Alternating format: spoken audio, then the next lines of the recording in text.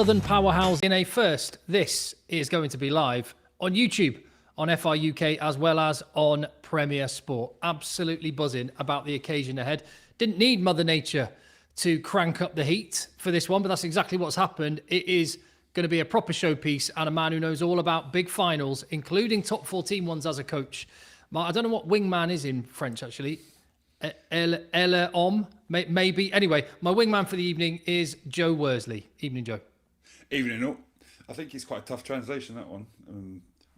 Come on, then. I'm not sure. What is it? Mek's Okay. a mate. I'd say it's that one more like. All right. Well, come on then. You know all about this occasion. You didn't win a top 14. One of the few things in rugby you haven't got a medal for. I've been there as a coach. We lost the final that Montpellier won. I was coaching the other team cast. And yeah, some guys had experienced a previous cast victory, but only a few of the team. And there was a lot of nerves around the team. We didn't quite hit the first 20 minutes were diabolical. We weren't into the game. Now, experience makes a big difference there. So Montpellier got a couple of guys still from that team, not that many. Whereas Toulouse, I played like 11, 12 finals as a player. At the start, I was a nervous wreck in the week before, trying to build up to it. By the end, I just loved it and was living for it. So these Toulouse players, a lot of them have played enough finals. I reckon they're going to be chomping at the bit for it. Mate, that was a great humble brag right there. I played 11, 12 finals. I can't even remember how many big finals I played. After 10, you'll lose count. So one thing that is going to affect it is the conditions. It's going to be maybe mid-30s, even now at this time in the evening. You've played in games like this, World Cups and around the world. How does that change the dynamic of the match? It really does. The level of sweat. You sweat, you're working so hard playing rugby anyway. When it's 30 degrees at kickoff time, you're sweating even more. The shirts are drenched in sweat. Now, Toulouse's game, a lot of it's about these amazing offloads, which use the extremities, trying to get these passes away, which is incredible. And the ball slips a tiny bit in your hand, and that pass goes to deck. That pass doesn't go where it needs to go. So it could be a big factor tonight. It could be a factor that Toulouse give up more errors, maybe they normally do, or maybe they just wind their necks in a bit, realising the conditions. It'd be interesting to see. And does that play into Montpellier's hands a little bit? Because they are pragmatic, I guess, until they're not, until they bust, until they cut loose. Yeah, I mean, they're a team who offload a lot less than Toulouse. I mean, Toulouse offload more than anybody. So, yes, this is going to be a bonus for Montpellier, hands down. Their pragmatic game style will suit a situation, a scenario where there's more chance of handling errors. Well, you can see the shots already. The stadium is full. The fans are there. This is going to be very, very special, and we're with you all the way through.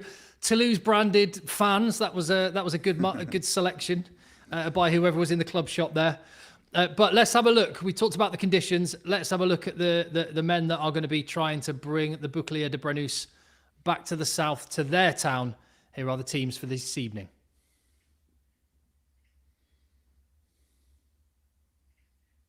Toulousain, a completely unchanged starting 15 from the semi-final beatdown of Racing. So Joshua Brennan keeping his place in the engine room ahead of Thibaut Flamont, and the team led again by Jack Willis, who could be the first Englishman to lead a team to top 14 glory since Johnny Wilkinson. In the backline, Santiago Chocobares sat out some of training this week, but comes through concussion protocol to start in midfield. And Antoine Dupont, he's been hitting a rich vein of form and pairs up again with Ntamak, who will have kicking duties for the Galacticos. For Montpellier, Yakuba Kamara's a big miss. He is suspended still, but an unchanged pack with Billy Vunipola, a talisman, at number 8. And big games from Lenny Nushi and Florian Verhaag could also see them getting the call from Fabien Galtier to head down under with Les Bleus tomorrow. And in the backline, well, one guy who's not involved in the Nations Championship is the Argentine Domingo Miotti, but he has been instrumental outside Ali Price, 2 halfbacks with a tight control of the game plan, and the X factor coming from the likes of Ngandebe on the wing and the ever-reliable Banks at the back. And when you look at the replacements, there is one name that jumps off the page. Toma Ramos, the big addition, having come through after a slight hamstring tear. And there are 12 internationals, full internationals, out of the 14 names on the bench. And that speaks to the quality of the two sides on show. And this one does have the potential to go down to the wire. So there are the individuals that are going to be facing off. What about the tactical breakdown of how they're going to play and how these two teams match up? Joe Worsley has some thoughts. Montpellier have a game plan that could take down Toulouse. And it's their structures that will be a big part of this. Excellent kicking, great chasing, winning the crumbs, creates this time an attacking opportunity. If the opposition win the ball, they can smother you with their defensive structure. It's phenomenal. It's created many opportunities for them this year. Their set piece, their line-out pressure, the scrum pressure, huge. It's going to cause them to win the ball and win penalties. And again, we're seeing here the pressure game. But this is a team, when they get fast ball, when they get a little offload, when they get an opportunity, they can accelerate the play. They have many good ball carriers, which will need to step up against this Toulouse team. But there's this ability to score points that many structured teams don't have. And Montpellier this year, the big improvement they've made, the biggest improvement they've made, which is a very difficult step, is this, taking it to the line, creating opportunities after maintaining fast ball for many phases. This is what will allow them to score more points if they're on top of their game and maybe have an opportunity to beat a Toulouse team. But they're going to have to be on the ball because Toulouse are deadly. Let's look at how they create space now. They've held some defenders on the short side, but here Gilbert's out wide. They're going to manipulate this defence, create space. And Ntamak hits the line really hard. Dupont takes the right option. They've completely broke the connection. Gilbert, Ficou, winger. And they make the right pass to the right player attacking the space. They always seem to have this ability to attack the space. And we'll see it again here. Dupont looks to the left. There's an option, but there's some players covering him. It means let's go the other way. No space in front of me. No space for Willis. No space for Movaka. Ntamak maybe given the ball, but it's probably the best option. I get the ball to space myself where there's a winger waiting. Yet another drop of genius from Dupont, but players around him reading what's going to happen, giving him those options. That's why Toulouse are so strong. And again, here another strength of Toulouse, their defence. The number of turnovers in their defence is amazing. Movaka, tiny window of opportunity, boom, on the ball. Willis can do the same. Marshall can do the same. They're powerful as well. If they get a maul or an opportunity close to the opposition line, they have power players who can carry like Niafu over the line.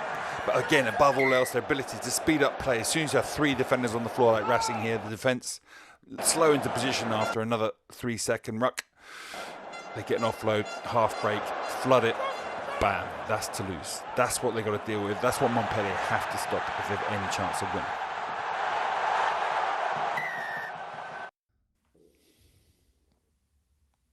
And it's a big, big game. We just finished with a try from Antoine Dupont there. There's some people not so long ago, Joe, suggesting that Paul Grau maybe deserved to be starting ahead of him, but he seems to have hit some form at the right time. Yeah, looking back, it's crazy. But we talked about that point. Dupont's not going to be up here all the time. But even when he was down here, he's still miles better than the vast majority of nines in the world. And now in the last few weeks, he's coming back up to that Dupont level we all know and we all love to watch. And Joe, I've got to ask you, as a man of Wasps through and through, having produced the Willis brothers and the Vunipolas as well, you, Billy Vunipola, a man of Wasps as well. How proud are you to see Jack Willis, and how cool is it to see Jack Willis and Billy Vunipola against each other tonight? It's amazing. They're incredible players, formed at Wasps. I mean, that Wasp diaspora around the world now, it's some incredible players playing at a variety of clubs. Blown out into the wind, two of them landed in France, and they've just dragged their clubs up. Willis has had a huge effect on Toulouse, bringing a bit of grit, ball stealing that they maybe missed before. Billy has just brought some ball carrying. Him and Nushi tonight are going to have to be massive. Two of their big ball carriers just make a huge difference to these two teams. Ex-Wasps legends just becoming legends in France. And I've got to ask about the actual trophy, the Brennus. I gather it's been in the workshop getting repaired, because the tradition is that whoever wins this will put the trophy through its paces. Yeah, exactly. People have been surfing on them, skimboarding on them. People have tried to slide down a hill in cast on one of them. Anyway, it's been used as a drinks tray, covered in beer. It's had many lives. It's been fixed many times, but I'm sure it'll have many more stories coming. Maybe one tonight. Let's see. Well, Thomas Ramos and Jack Willis there. It's amazing that he is the captain of this team, the leader. And in these shots at the start of the programme, it was just Jack Willis shouting, "Allez." I've just not got used to him. He's properly Frenchified himself, hasn't he? But at the Stade de France, let me tell you, they put on a proper show. They do not do anything by halves. This is the biggest game in domestic rugby. But you've already talked about the experience that Toulouse has got. They look so calm, Joe. Yeah, they do. I mean, coming into the changing room, but listen, there could be storms going on. Players are not all the same. Behind those eyes, there's going to be certain players who are they want to leave, they want to run away, they're fighting an urge to do that. Other players are living for the moment. They're so excited about what's coming down the road because these matches are addictive. Once you've experienced them a few times, just that level and that intensity and the level of competition becomes so special that it's something you begin to savor because they don't happen that often in your life.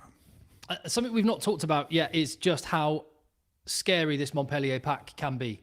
And that is where the threat comes. And I remember watching the game at Montpellier earlier in the season. Montpellier turned Toulouse over and absolutely battered them at scrum time. Yeah, that set piece we saw in that analysis is going to be vital. Varag, line out forward, incredible. He was one of the players that played in 22 and absolutely mugged our line out that night. Phenomenal line out forward. Scrum, winning penalties, numerous penalties against us. And I'm sure tonight that'll be a feature. Capable of dominating collisions, which you need to do against Toulouse to prevent them having those chances from which they can just rip you to shreds. So that Toulouse, Montpellier pack is capable of stopping Toulouse, and the Montpellier bench now is also so physical, so good, especially up front. You can see Lenny Nouchi and Jack Willis just getting ready for the toss. Have you done a big toss in a big game, Joe? I've never tossed in a big game. No, I'm not. I'm trying to think. Maybe. I wasn't captain often enough to toss. At school. For the schools, yeah. Maybe a school match. Cool. Well, we've got, like I say, a massive show they have got in the Stade de France. You're going to see all of it. I'm sure Emmanuel Macron's going to make an appearance somewhere. He loves it. He gets himself in the dressing room. I think he's actually a Toulouse fan. Oh, for real? I think so. I had absolutely no idea. I think the trophy might be coming out into the arena very soon as well. The Stade de France on a big Saturday night, Joe. Describe the atmosphere in there compared to the others. You've been in massive occasions. How's it? Yeah, the atmosphere is incredible. There's the Bouclier de Brennus coming out now. Looks shiny for now. It's going to change after a night out tonight for sure. But that stadium has mixed memories for me. I've had one of the worst experiences with England I had. We lost a game that would have won us the Grand Slam. When France we lost to France, and then I had an accident in the bathrooms and ended up going to hospital. That's another story for another time. Losing the final in 22 with Cast, again, depressing. But then I've had some incredible experiences there as well. Winning that semi-final 2007, that was a good one. Not too bad. Right, some huge show is up ahead. A massive game ahead of us as well. You're going to see just how they do it in France next.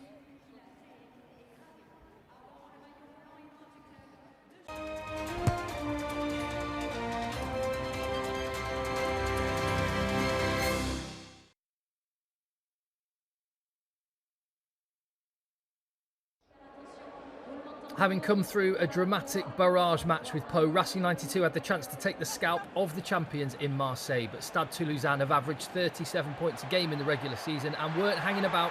Pierre-Louis Barassi breaching the defensive line, and once in behind, Toulouse are deadly. Antoine Dupont with a kick pass, brilliantly finished by Teddy Thomas. Now, there is debate about who should wear the France number 9 jersey when Lucu and Dupont are both available, but Galtier's captain was absolutely everywhere in this game. And after setting up that try, he got on the end of a Jack Willis offload for their 5th in the first half, after Francois Cross, Emmanuel Meafu and Jack Willis had all crossed. And truthfully, by this point, this game was done. Racing's turkey was cooked. Toulouse were irresistible. And Dupont on fire.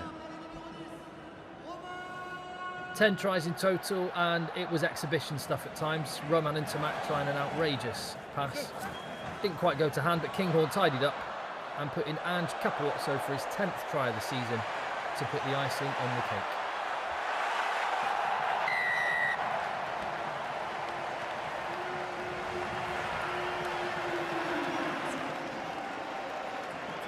Tries in 11 games for Capuozzo, and that was it. 71 points to 17. An absolute beatdown. Toulouse on for 4 in a row.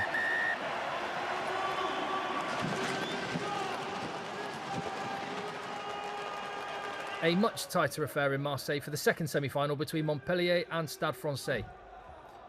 And after a week off, Montpellier looked fresh early on with Domingo Miotti taking the ball right to the line and putting through Tom Banks through the hole and all the way to the try line for the first of the game on 9 minutes. The Aussie fullback.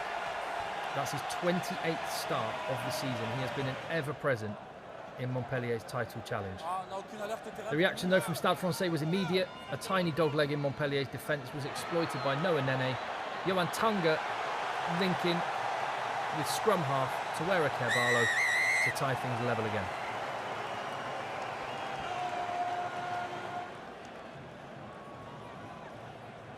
Stade opened the scoring, and they were ahead again after Louis Carbonell's floated pass to the outside, and a kick forward into the space behind by Jeremy Ward was pounced upon by Dukawaka, pink dreads and all.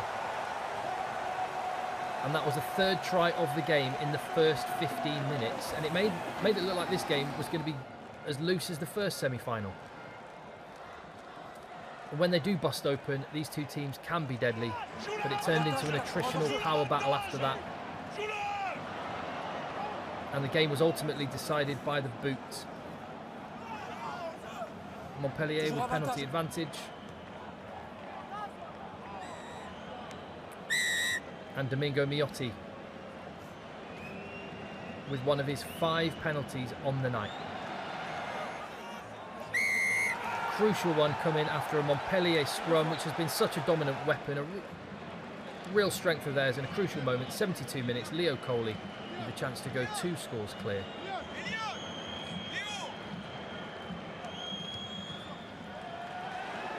And it was Coley's boot that ended the match. And Montpellier through to the final, a match-up for the Bouclier de Prenus between the top 2 in the regular season, 25-15.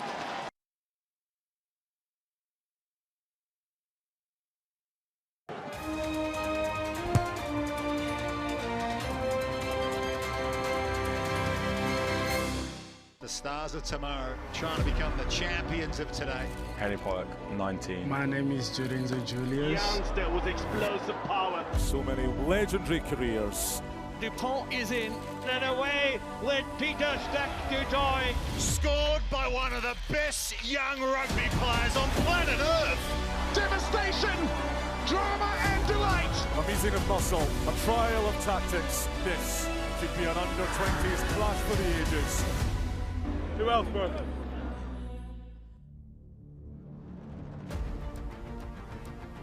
Well, here we're celebrating the pinnacle of club rugby, but have a look at the next-gen superstars and some players that could become household names in the future with the World Under-20s Championship. It's underway now and coverage continuing on Thursday with a hat-trick of games. France against Spain Thursday morning, 9:50 a.m. on Premier Sports 1. Argentina versus Ireland should be a belter. That's Thursday lunchtime on Premier Sports 2 before England lock horns with the USA. And once the World Cup is done, don't worry, there'll be club football coming your way as well, with pre-season friendlies in those first couple of weeks of August. Arsenal against Real Betis, that one from the Aviva Stadium in Dublin. From Murrayfield, so these are familiar rugby grounds, but hosting football, Everton against Newcastle, that's on the 12th of August. Manchester United against Leeds at Croke Park. That'll be something. So that's all coming your way on Premier Sports. But here at the Stade de France, kickoff is 15 minutes away. And thank you very much for watching. And for the first time, you are watching on either FR UK on YouTube and Premier Sport as well. Delighted to be teaming up with our friends at Premier Sport and all the amazing rugby that they bring you, including, as we were talking about, the Under-20s World Championship. But Joe Worsley, I was not expecting to see that. Yeah, what we're seeing here is some French dancers wearing traditional French rugby kit and various other clothing. I'm not sure. I like this. I think this beats Graham Norton on Eurovision. It beats all the stuff they do at the Olympics. I want to hear Joe Worsley, World Cup winner, describing Eurovision, yeah. Dropping an amazing beat, everyone dancing to it. Hey, but one thing we do talk about regularly is the difference with French crowds compared to the crowds we see in around the Prem. Lots of families, lots of 18 to 30-year-olds at rugby matches in France, and I'm sure they're gearing up the pre-match show to accommodate them as well. Do you know one thing they're not doing, Joe? They are not going to the bar for a cold one because, well, they can get water, but the Stade de France is dry this evening. 0% beer, maybe? Possibly, yeah, maybe. That's all the rage these days, isn't it? But because of the health and safety concerns due to the heat, I believe is the reason. So yeah, it's across France, banned all alcohol being sold. What? Publicly. Across France? Yeah. Yeah, because of the honestly, it's been 45 degrees. In Bordeaux, it's 30 degrees at midnight. It's been crazy. Wow. Crazy hot. Don't want people getting dehydrated on the smash, so they've banned it. Well. I don't think that's going to dampen the atmosphere one bit inside the Stade de France. What are the players doing at this time? And do you have to clear off the pitch a little bit earlier than you would normally? Yeah. I've had to clear off the pitch. This, obviously, is the pre-match show. Once in South Africa, before international, we had Harley-Davidson bikes. I think we talked about it before. The most random pre-match. Chased us off the pitch in the pre-match. But listen, it's minutes to kick off now. They've got to come out earlier because of what we're about to see on TV. The president. It takes longer for these big games to get things going, the anthem. So they're nervous. They just want to get on the pitch. But when they get onto the pitch, they've got another 10 minutes in which you're thinking about the game. You're thinking about that first kickoff. You're trying to stay calm. And you've got to shake the president's hand. You've got to try not to make eye contact with anyone you know in the stands. Yeah, it's a nerve-wracking period. And again, I'll come back to that point. The guys that have experienced it are going to be able to deal with it better. The guys that haven't, they could just take their concentration away and affect them for the game. And in France itself, this has become, such is the size of the top 14, a giant cultural moment. Yeah, Super Bowl-esque getting there. They're building it up year on, year out because it's becoming bigger and bigger. The semi-final weekends has exploded the interest in that. It's just an epic weekend now where they take over a city. And the way commercially they build up to this in France is phenomenal. One of the reasons the top 14 is commanding such a high amount of money when it comes to the rights. Any moves like this that you dust off, Joe, after a big win? Does this feel familiar? Oh, I only wish Napoleon Dynamite. I tried that one once after Space Cowboy, isn't it? I tried that one once. I got to. So it's not I got Space to the Cowboy. first. It is a Jamiroquai song, but it's not Space Cowboy. Cosmic. No. I need some help with that. You know one. what I mean? I should know. Yes. Joe Worsley as Napoleon Dynamite, whilst watching that, is the Saturday night I've been dreaming of. No, that would be an epic night out. I'm here for it. Yeah, but the players will be getting having their final huddles now. I think. I'm sure we'll cut to the changing room and as soon as these guys have finished jumping around, and we're going to see some very nervous rugby players desperate to get out on the pitch and get this going. This is unreal. It's so French. I love it. During the World Cup in 07, I went to a big department store. I just heard this stampede coming my way, and I turned around and they had 15 guys dressed as rugby players running around the store. Just kind of like a train of people. It's funny. In full studs. Bravo. Nice. What an occasion! What a night! Actually, I love the atmosphere they create in the bowl. I'm actually quite happy not being there, like in a sense, because it's not the best located stadium. I'll say that, but once you're there, my word, it's incredible. And let's have a look at what's going on in the dressing room right now. That looks eerily calm. Everyone taking a minute. That is a very calm change room. These guys, that's a little bit more animated, but yeah, I think these two teams are trying to keep their players down, trying to keep them from getting too energetic too early. Because like I say, the kickoff isn't for a while. The kickoff's going to take a while because you got this pageantry and you got to meet the president before the game. It means things take a lot longer. You don't want to you don't want to fire up now and then go out and sit for 10 minutes doing nothing. Yeah, big smile on the face of Tyler Billy Duguy. coming out. Billy looks small. That's mad, isn't it? Billy looked quite small alongside some of his teammates. There are some big slices in that Montpellier side. Adam Beard, there's quite a lot of interest from the UK. Jack Willis leading out his side. The whoops and the hollers, big grins. Joshua Brennan. And Mavaka looks calm as, huh? He's enjoying it. Kinghorn as well. Blair Kinghorn. Just hoping there's another zebra in the stadium for him to celebrate on at the end of the game should Toulouse win. Oh, it's not Jack Willis leading the team out this evening. It'll be I think it's his 100th game, or I think. What game to have that in? Absolutely. Diego Miotti, he's got a big role to play with Ali Price. Billy Vunipola is loving his rugby, isn't he, Joe? He's loving it. But that packet of forwards that Montpellier have is so good. Like the Canadian Tyler, he's an ex kind of judo guy, just an incredible work engine. Virag line out, phenomenal, works his way around the pitch, can score tries. Nushi Vunipola, incredible ball carriers. Beconnier, stealing ball all day long. You got a front row that's physical, that can dominate scrums. You got a hooker that carries the ball really well. Yeah, that pack is deadly.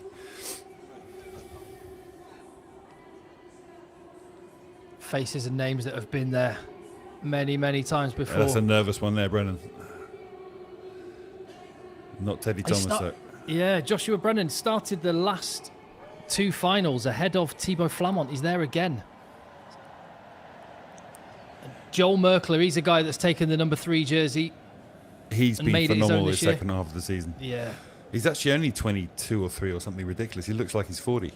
Tough paper round. Very tough. Looks like a Bond villain at the moment. Rodrigo Netti on the bench for France all through the Six Nations. At the front of the queue. There's no talking now. You can see the nerves. No one's saying hi to their colleagues on or friends on the Montpellier team or Toulouse team. No one's chatting between them. No one's screaming. That's a nervous corridor.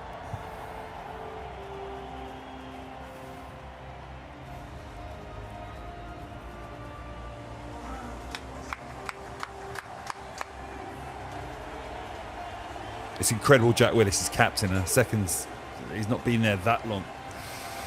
And he's captain of Toulouse. Phenomenal.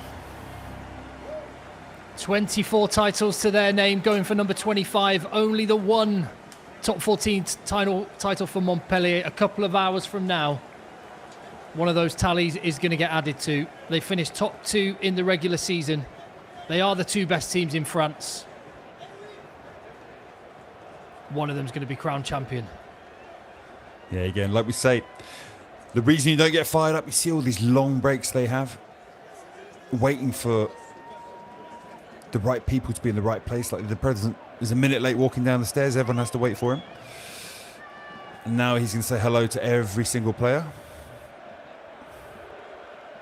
The Brennus put out onto the turf. It's such a cool trophy. Yeah, isn't it? It's so different to what we have. Joe, did you see how emotional Lenny Nushi looked? Yeah, he didn't talk. He didn't talk a single time in that line. Normally, a captain might be turn around, chill out, walk up and down, talk to his teammates, keep them up. But I think this is his first final. Oh, here we go.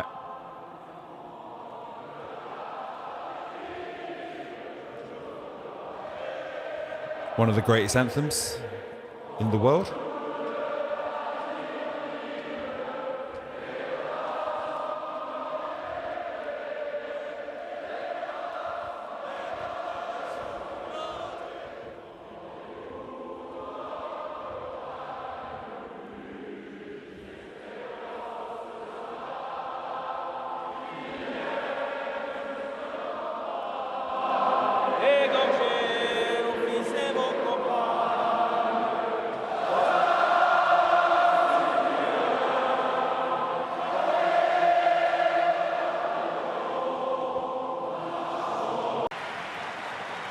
Doesn't get better than that.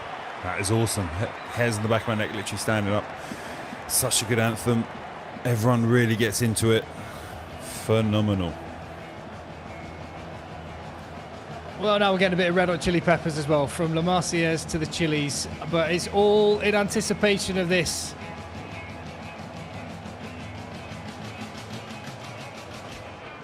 Minutes away from the final. I believe I was reading that there was going to be a presentation of the president, as Joe was talking about. But Yeah, that's what they're waiting for. He'll be working his way down from where his seat is. Takes a little while. That's why they break into Red Hot Chili Peppers for this moment. But just cut into the crowd as well. I mean, remember, no one knows they're going to the final until the week before the final. So this whole week, all the fans have been booking up their places, desperately trying to get hold of tickets, organising transport, coming up, getting to Paris, taking over Paris for the day. It's a massive moment where the whole town either goes to the town centre to watch the game, or if they're lucky ones, they get to go up and support the team. Folletta, the prop, is looking pretty relaxed.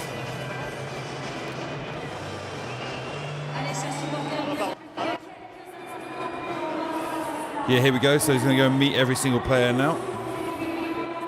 both of these clubs, Joe, from the Occitanie, have I said that right? The Occitanie region in France? Occitan. Yeah, they are, which is a vast portion of France, but it's a rugby mad part of France. Obviously, the two presidents will introduce their players. The president of the Ligue Nationale de Rugby is also next to Macron. So that's Ultrad there, who is the owner and headline sponsor of Montpellier, and has done an amazing job, incredible job. And he's meeting Lenny Nushi, the captain, now. He's a unit, isn't he? He's massive. Another player that's had a tough paper round. He's only 22. Very tough paper round. But like you say, he's nervous. This is the last thing he wants to do. Look at his body language. Enormous human alongside Macron and Ultrad. Starting with the replacements.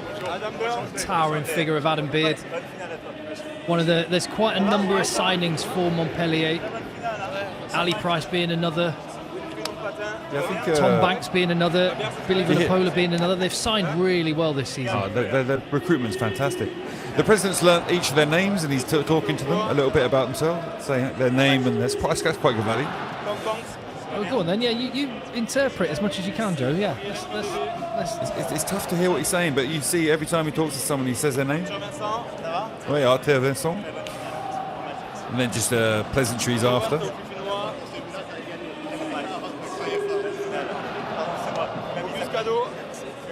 Yeah, to be fair, to learn 44 rugby players, he's a rugby fan, I suppose, but still, learning everyone and getting their name right is pretty epic. Do you reckon he's got a thing in his ear, someone telling him? I'm not sure. Yeah, maybe. And if he supports Toulouse, let's see if he actually hugs Dupont. I don't think he'd be allowed to do that, but fair play learning everyone's name. That's a good go. Diego Miotti and Ali Price, those guys are going to be instrumental in implementing the game plan, the kicking game exactly. plan. On point. We saw the presentation earlier, the structures they have are their biggest strength, but they're now able to attack with and accelerate the play. If you do that too much, you can cause turnovers, expose yourself to a Toulouse team that rips you to shreds. So those two this year have been phenomenal. Understanding where that moment lies at which you bin your structures, you bin everything, you just adapt and play what's in front and go for it. Those two are key to that, and they've been phenomenal this year. And that guy could absolutely ruin your set piece. Yeah, he ruins his set piece, but he's not just a line out north. He adds a lot around the pitch, great hands, takes it to the line, reads it well.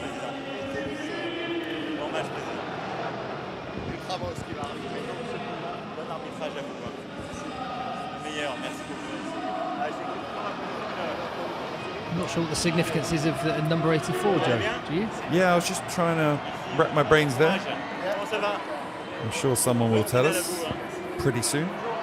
Proud moment for the officiating team. Yeah, it's a huge moment. There's a lot of nerves around who gets picked.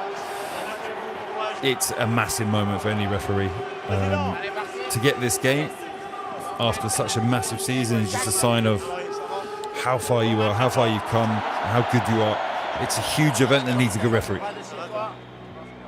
He did go for the hug with Antoine Dupont. I called it. That's a longer handshake than everyone else had as well. Yeah, it is, isn't it? Yeah, maybe he hasn't had ear implants. Maybe he has. Joel Merkler, he's had a great season. The Spaniard. Alexander Roumat. There's a number of Toulouse players that have just kind of fallen out of favour with the national team, but ever presence for Toulouse. Yeah, and Lebel he wasn't first choice at the start of the season, but he's well in there now. Roman and Tamak. But Brennan's nervous. He just wants to get on with it. Look. He's a wonderful, wonderful guy, as is his dad. Does his dad still own the bar in there? Does Trevor Brennan still own the pub in Toulouse? He sold the amazing one and bought a new one. Off the really good deal, sold it and started another pub, which is good as well. The Cross is really chilled as well. Big night for Rodrigo Netti then. Yeah, for him and that front row, massive evening. They are very familiar, these Toulouse players, with the president, aren't they? Yeah, you can see the shirt's already drenched in sweat. Yeah. Honestly, we'll see how that affects the offloading. Manuel Meafi. Yeah. He's just talking there about giving him a passport. Because Miafi's been trying to get a French passport. He said, yeah, we're naturalisé. Yeah, fair play. That's a good joke for him there. Yeah, Flamand, what a talent to have on the bench. And Calvin Gourg. Yeah, Gourg, on my days, it's ridiculous, isn't it? And Thomas Ramos. Ramos coming off the bench. He's goal kicking tonight. Tamak's a good goal kicker, but he's not AAA like Ramos. So in the final, you need someone who nails every kick. And there is the man on the end of the line, Thomas Ramos. Who's in serious mode there. He's even going to smile. So yeah, there's only one international fullback in the starting lineup for Toulouse. I mean, absolutely shocking. They've got Juan Cruz Mali injured, Capuozzo dropped, Ramos on the bench, so they'll just have to make do with Blair Kinghorn. Yeah, I mean, to be fair, Blair Kinghorn with his aerial ability is probably another reason Ramos wasn't put straight into this team. The kicking game, as we saw from Montpellier, is phenomenal, and the better you are at dealing with that, the better you are at playing Montpellier. Well, Kinghorn is one of the best at that. Well, Kinghorn is at the back of that team there. Very familiar names. And just to underline what we were talking about, look at the international experience on the bench. Serious pedigree. These are the challengers, and that pack is meaty. Billy Vunipola playing out of his skin, and the rest of the team have credited him with changing the mentality within Montpellier. And here they are in the Stade de France. They've got some decent players of their own. Adam Beard, Justo Picardo, Enzo Forletta. Superstars everywhere. Yeah, Tolfu is pretty good as well. Great carrier. His darts can be a bit average at times, but an incredible carrier. Physical. And Nushi is nervous.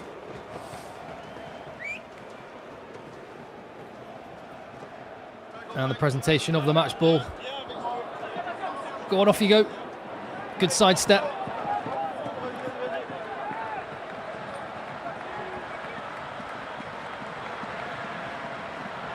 Oh, lovely.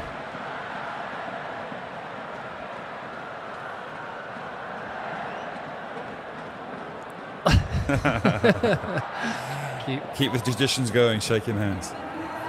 Luke Ramos as a referee. Yeah, he's a very good referee. Calm, controlling. A lot of time for him. Well, there's been 28 weekends of rugby in the top 14. This is the most star-studded league. It's the most lucrative domestic competition with the biggest TV deal, with the biggest audiences, with the most eyeballs on it, arguably the highest standard of club rugby anywhere in the world. And we're a couple of hours away from crowning another champion. Will it be 25 titles for Toulouse or 2 for Montpellier? 25 titles. It'd be amazing if Toulouse managed to do that. They didn't win the title for 40 years. They had this barren spell of 40 years, and since that, they broke that. They've been there or thereabouts virtually every year. And this last 5 years, they're phenomenal. We're underway in the Stade de France. Toulouse in rouge and noir.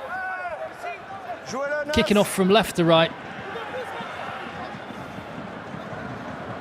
And I think in these early stages, we're going to see a bit of that. Hopefully, Ali Price will want a bit less of that. Yeah, they got on that. Maybe the ruck was a bit short. He went for a low trajectory, so he's trying to get length on his kick. But That was an amazing crit from the centre-back. Those drop, if you can make a drop like that for the first kickoff and smash them 10 metres from their own try line, then you're smashing the pressure on the 9. That's how you win games. Traditionally, that is not something Toulouse really worried about. It's part of the game they're bigging up. That's more of a Montpellier trademark, DNA, than Toulouse, but that shows you that Toulouse mean business.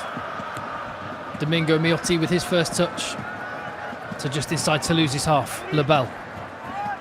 The first carry for Jack Willis, who's hit hard by Tyler Duguy. And the centre Cadeau as well. Piatto Malvaca.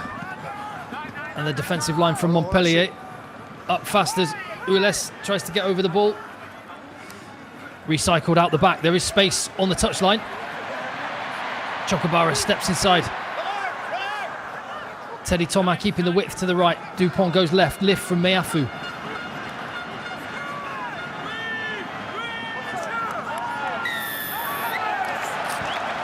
Billy Vunipola and Jack Willis facing off at the first breakdown.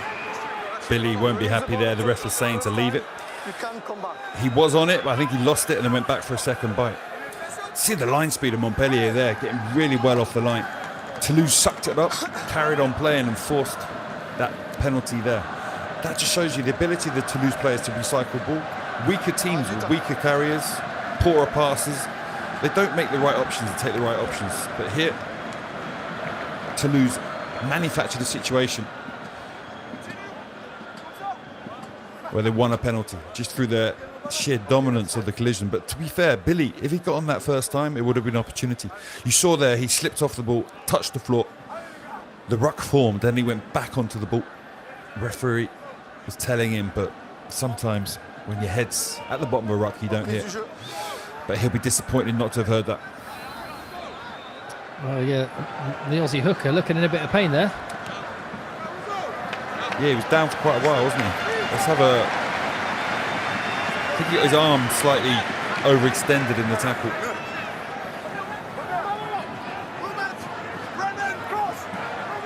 Ugo Mola looks relaxed. 6+1. So shaping up for a more. Lenny Nushi at the tail with the steal. Read that. Bodies piling into the ruck.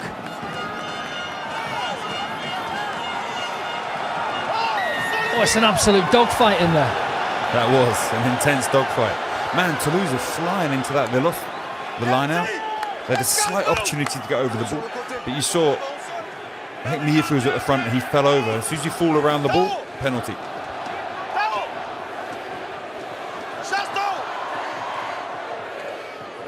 Tom Banks stepping up for the touch finder. And there's still some treatment.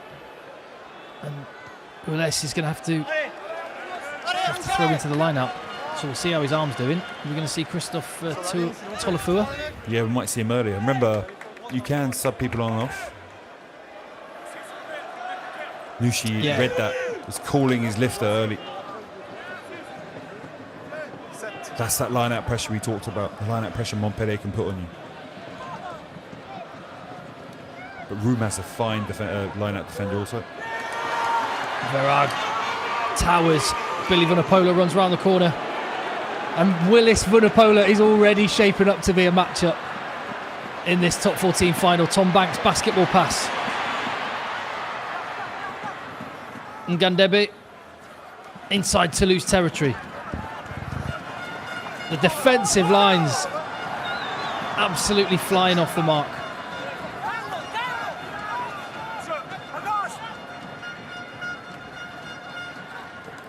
And the heat is not dampening the intensity of the opening minutes in this top 14 final.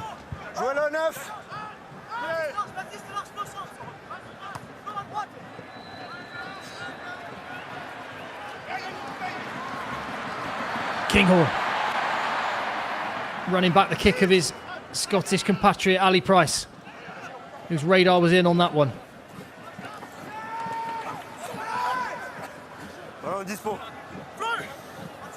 And there's a lot of carrying into heavy traffic.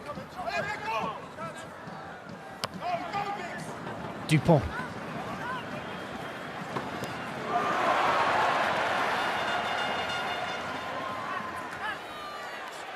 Oh, tip pass. Jeez. Some giant shots. Slow ball as well for Montpellier. It goes round the back. They try and stretch Toulouse. Take it to the edge. Donovan Taufefanua. He'll be disappointed there to go into touch. Taufefanua, that was good ball. If they'd managed to get some fast ball there, they could have maybe manufactured someone. The physicality of some of these hits in these first 5 minutes has been phenomenal. You had a 130 kg hooker getting absolutely piled by two of the biggest hitters in that Toulouse team, Miafu being one of them. But Taufefanua would be disappointed with that turnover, getting dragged into touch. Bit of a storm brewing over there. Ooh. Piatto Malvaca is away. Dummy, oh my word! Outrageous skill. Dupont on his outside, but Piatto Malvaca can do what Dupont can do. All on his own. Unreal rugby. Oh my God. Jack Willis was talking to us about what he saw in training, just made his mouth open when he first turned up. People like Malvaca doing amazing things. That's a hooker throwing an incredible dubby. It's a 1-2 with Dupont.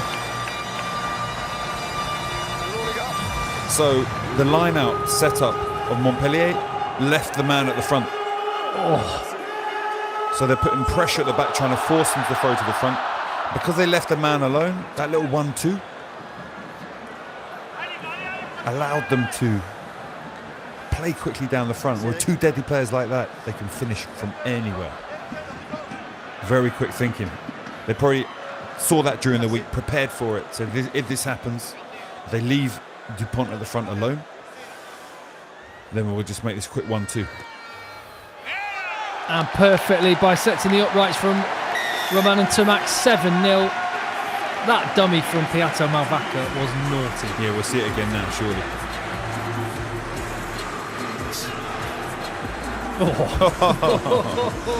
Oh, Taufefanua, who gave up the turnover, then gave up that as well. He'll be needing to get back into this game soon. He's a phenomenal attacking carrier, but he can be capable of making errors.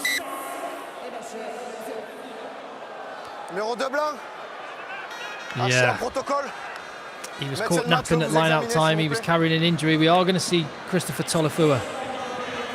But as Joe Worsley has said, it's interchanges in French rugby. So maybe he can get some treatment and return later in the game. Let's hope so.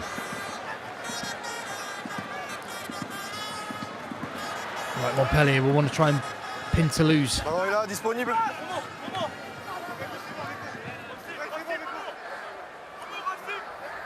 Dupont this time off his left peg. Oh no, switches to the right. Easy as pie. It's not actually a great kick. It's okay. Put that in the okay pile. One thing Montpellier don't want is Toulouse to go 2 scores up, because Montpellier's game plan is not brilliant at chasing down an opposition. It's not quite suited to that. It can grind you down, but it's not quite like Toulouse. Toulouse can really catch up a 20-point deficit. For Montpellier, it's harder. Ruma and Verhaag, that's the matchup at line-out time.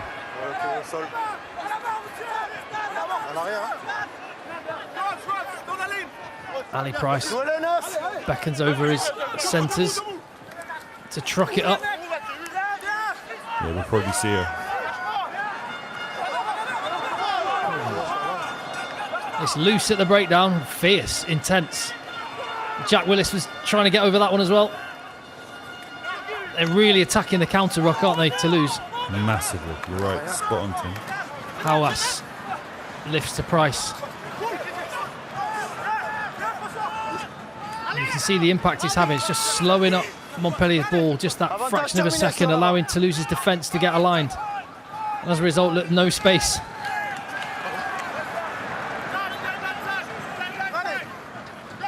Price flat pass this time to Tolofua, first touch. Back down the blind side, Cadeau.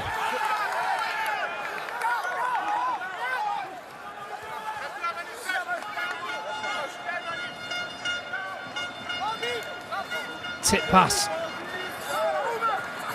Seems easy to read at the minute. Will they change the focus. There we go, flat pass.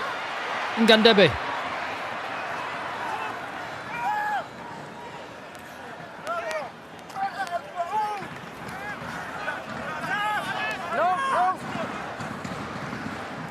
It's Arthur Vincent keeping the width on the left-hand touchline.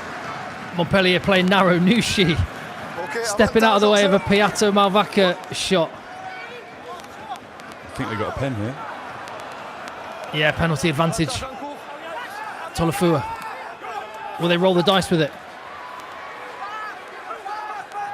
The ball is faster.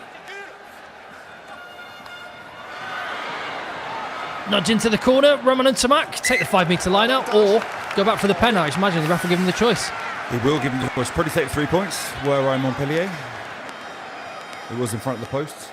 Okay. Hey, the intensity of these breakdowns, Tim, is off the hook, isn't it? Look at the difference you have with... I mean, that Prem final was an amazing game. Physical at times, but the level of physicality in that first 10 minutes shows you one of the big differences between the rugby in the UK, in England and Ireland, Scotland, Wales, and the rugby you have in France.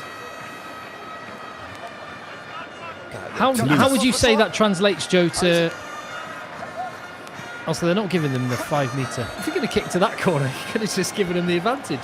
Yeah, you would have thought you'd take the option on the other side, but I think because of the structured style of Montpellier's game, especially when they're in areas they're going to kick, Toulouse are just going to town on counter-rucking and trying to just upset their ability to get that kick away. I think Joe, I feel compelled to highlight we're having the first rendition of Les Yeux d'Emily. Absolute banger of a French tune from the horn section. How many times are we going to hear that one tonight? Ooh. Kept in field by Dupont, carried over. That'll be a 5-metre scrum. Oh, Lebel's asking for the line out for Montpellier. Yeah, it's an interesting one, isn't it?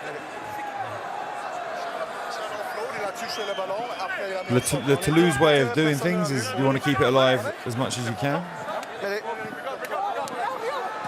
Just how alert those Montpellier players, because if those two players don't shut Lebel down, you know what's going to happen.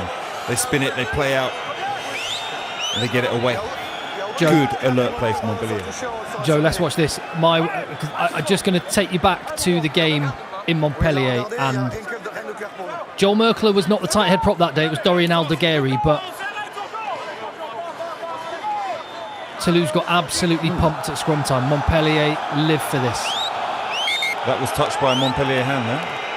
Ooh. Might be a knock-on. No, it might be a knock-on actually, Toulouse scrum. Oh, that's a big turnaround, that's a big moment. That's a massive moment. Scrum for Toulouse. Scrum for Toulouse. Yeah, so saying it's a pass, it was touched by your player. It's a forward knock-on scrum. That's massive, Tim. That's massive. Montpellier could have got 3 on the board. Went for 7. No joy.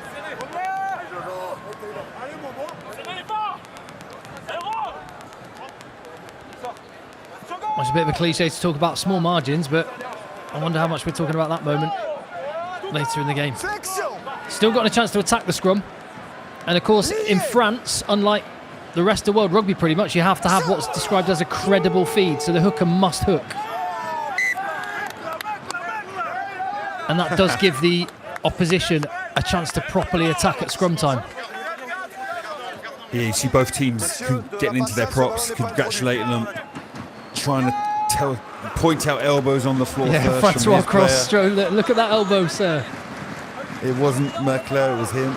Yeah, it's trying to fool the referee into giving the right option for them.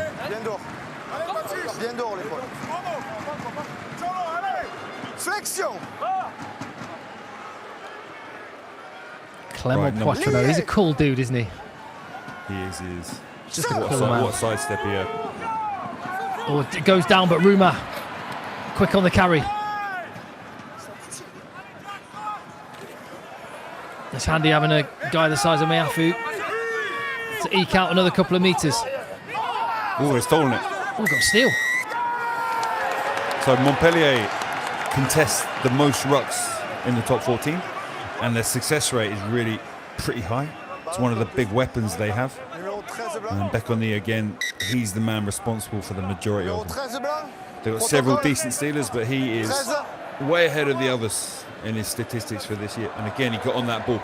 Mirfu carrying really well. Got chopped down relatively quickly.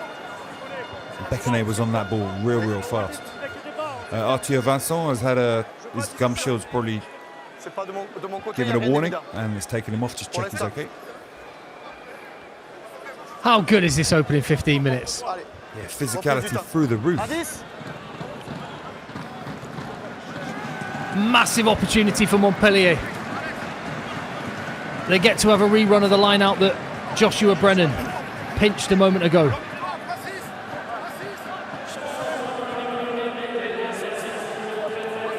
To the tail this time. And set. Hawass at the front of the wedge. And they've got a rumble on. Oh, so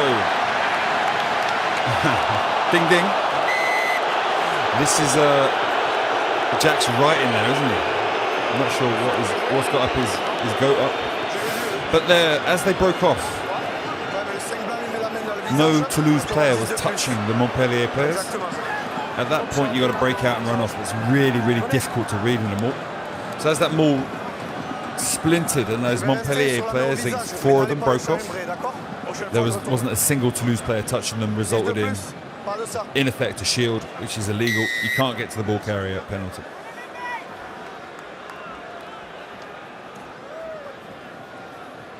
Two let-offs for Toulouse. Montpellier all the way back.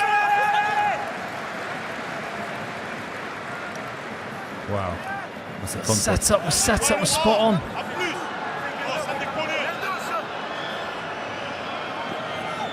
That's a little bit harsh, I think. Yeah, it does feel harsh. I felt like they were still attached. It's so hard to read them all, guys. It's dynamic, moving. It's so difficult to read.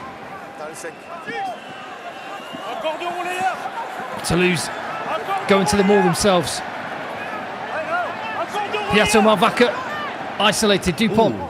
Don't think he quite kicked that one to himself practically. Billy Vunipola on Jack Willis again. Through the hands. Numbers on the left. Knee to deck, but in touch. Talfa Fanua pleading with the referee. That's the second time he's been manhandled. Manhandled. He has been the bins that have been taken out. Yeah, so as he got hit, you got to feel when getting held up and just take your legs away straight away. Dupont like that. Yeah, it was a weird maul. It left him with the ball. But you've never seen him do a kick that poor normally. Yeah, see here, he's cut his legs, or to be fair, he tried to cut his legs.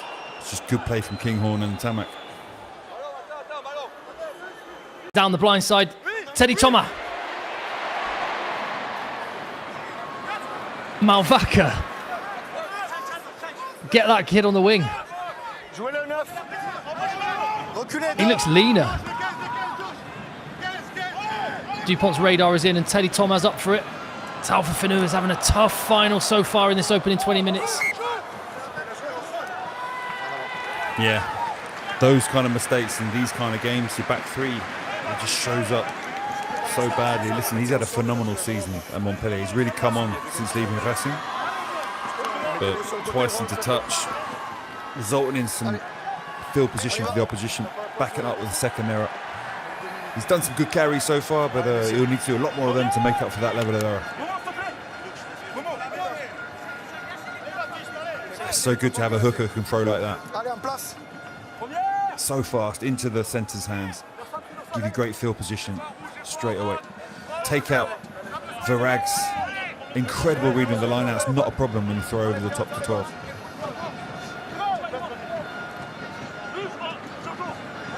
There's a lot of talk about the players that could be on their way to Australia tomorrow. Piatto Malvaca and Antoine Dupont being a couple of them. We'll wait and see on that. There's that Montpellier scrum. No credit. It's gone down and play goes on. Oh, he's on it. Well done, Billy. That was awesome. That's a high-risk option. First phase, diving in on the ball, you can end up having 3 players in that ruck. If they get the ball and they flow, they normally got a move lined up. But Billy saw that. And there was such a clear window of opportunity. Bam, he went straight in on it. Montpellier be relieved that this has happened because Tofu is very powerful, but doing 70+ minutes now. Wait. Let's have a look here. There, Billy saw the window of opportunity. Teddy Thomas was a bit late on the clean. Jack Willis was coming in from the side. Teddy Thomas, the chop tackler, slightly held him up, completely legally. Billy saw a window, went in, took the ball. That was Jack Willis-esque levels of stealing. What a great shot as well from the Spider Camp.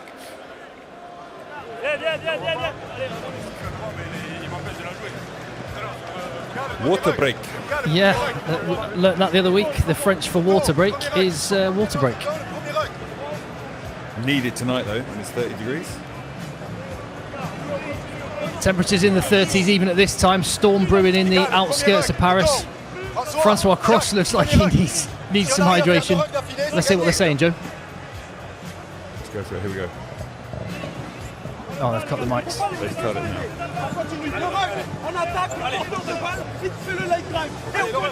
So we're going to attack that ball carrier and then just create a bordel, which is a bit rude to translate. Going to create a very tough situation for Montpellier. So they're talking about what we've seen in that first 20 minutes. They're talking about really defensively attacking the ball carriers and then blowing up whatever happens behind them. Trying to out Montpellier. But that's been this first 20 minutes has been pretty even, I felt. This is a moment of brilliance, yes. It's a pre-prepared bit of weakness from Montpellier, giving them that option. But Toulouse haven't been ripping them to shreds. Toulouse haven't been creating many opportunities.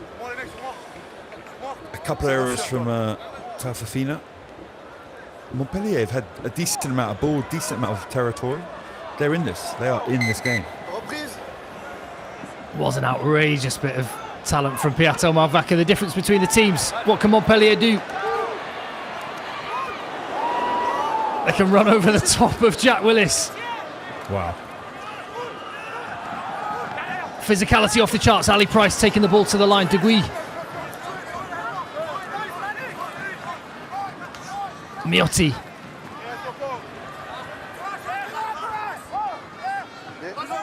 Ali Price going digging again. The ball not quite as fast as they would like.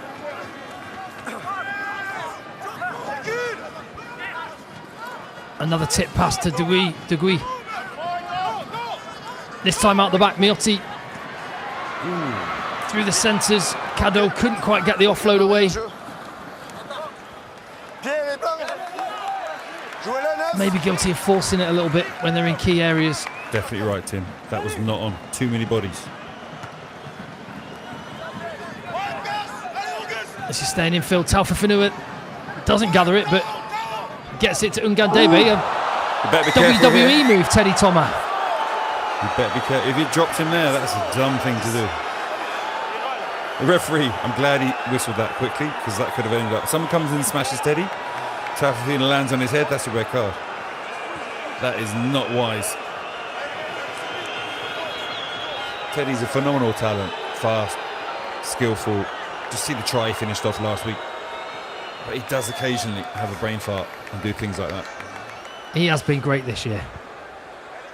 But imagine being a winger and joining Toulouse. It must be an absolute joy. You get liberty to go where you want. You have these incredible players that feed you the ball. I mean, I saw The Undertaker do that a few times in WWE. Oh, man. Like Cadeau ran over Jack there. He's so powerful. He's putting him down like he's putting down his small bag of shopping. His cereal pack he's picked up. Front ball this time. The line out is being so heavily contested. Everything is. Penalty advantage. Yeah, again, Tim, you're spot on. Everything's up for grabs. They're pressuring Toulouse, doing a Montpellier on Montpellier. They're trying to pressure everything.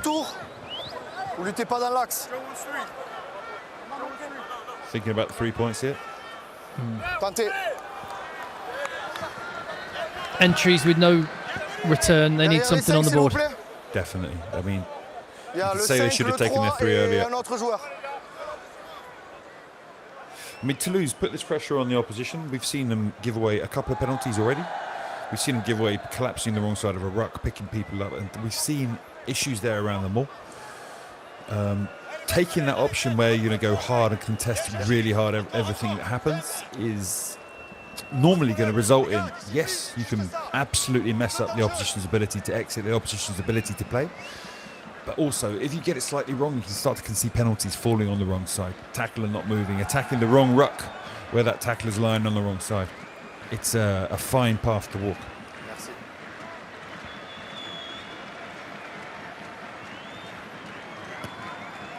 Montpellier are on the board. 287 points for the season now for Domingo Miotti. Yeah, he's had such a great season.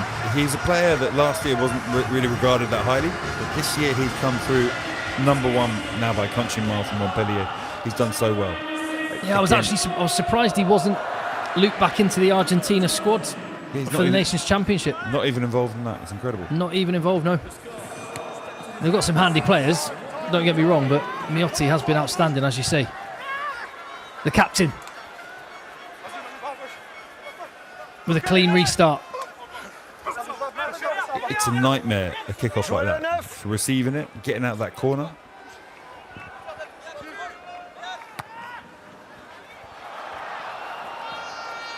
Price.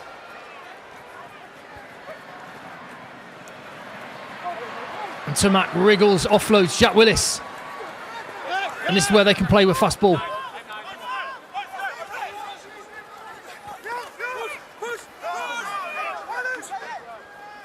Dupont probing the edge, and Tomac flat pass to Teddy Thomas. Arms free, no offload there. Back to the left, and you can see Toulouse's numbers stacked out there.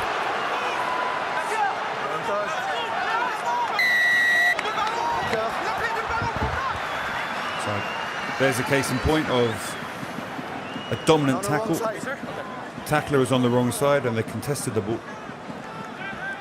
What a great hit. Behind a great hit like that, you should never be conceding a penalty. Some poor decision making there from the Montpellier players. This little tip pass. Great double hit on Jack. It's absolutely par. But Tyler falls over the top. He actually had the ball. I think he actually thought he had the ball there. You see, Jack slightly lost it. Tyler was the second tackler targeting the ball area to stop the offload, and the ball actually popped out a little bit. I imagine that's what happened, and he thought it came out and he held on to it. For the referee, it just looks like he's ripped it from the floor.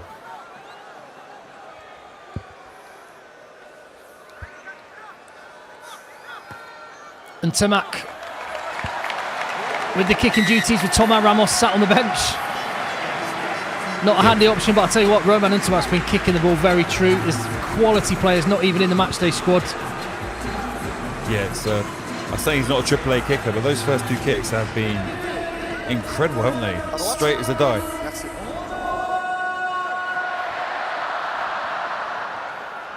Arthur Vincent doesn't look happy. Is he not allowed back on?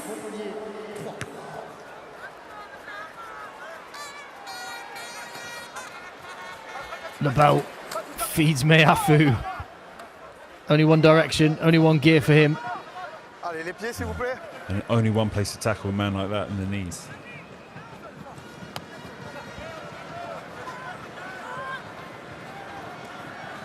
Joe Worsley made a career out of exactly that. Toulouse pinned. Comes back open. I haven't really seen a lot from Blair Kinghorn. And Gundebe's got a step on him. Bounces off that left foot. Absolutely smoked by Joel Merkler. Billy Vunipola, it gets to the edge. Teddy Thomas covered it again. Haven't really been able to breach the Toulouse line yet.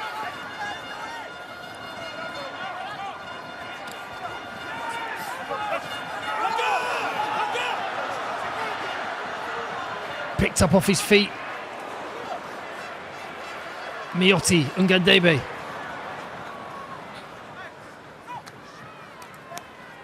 Short passes. Trying to find some space. Miafu, bit overzealous there. Rock form in at the side. Yeah, he came from the side there. It did look sus from day one. Referee was right there. Ramos, easy call for him. But again, Montpellier holding on to the ball for multi-phase, creating some good moments. Some really good moments. Toulouse are not all over them by any stretch. This is honestly a very good start to the game from Montpellier. How many phases was that last sequence? Merkler got him clean there, didn't he?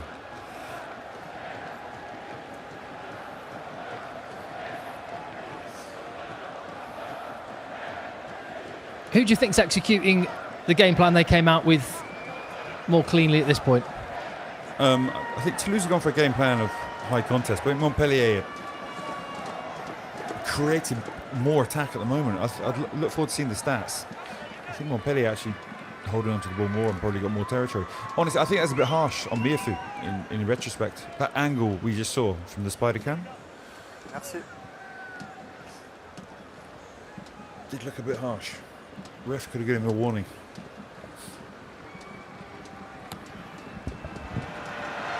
Well, we felt maybe there was a potentially harsh one on Billy Vunipola earlier, so these things even out. Calm looking coach's box for Montpellier, and they are back to within a score. 4 points, I should say, 10-6 as we approach half an hour in this top 14 final.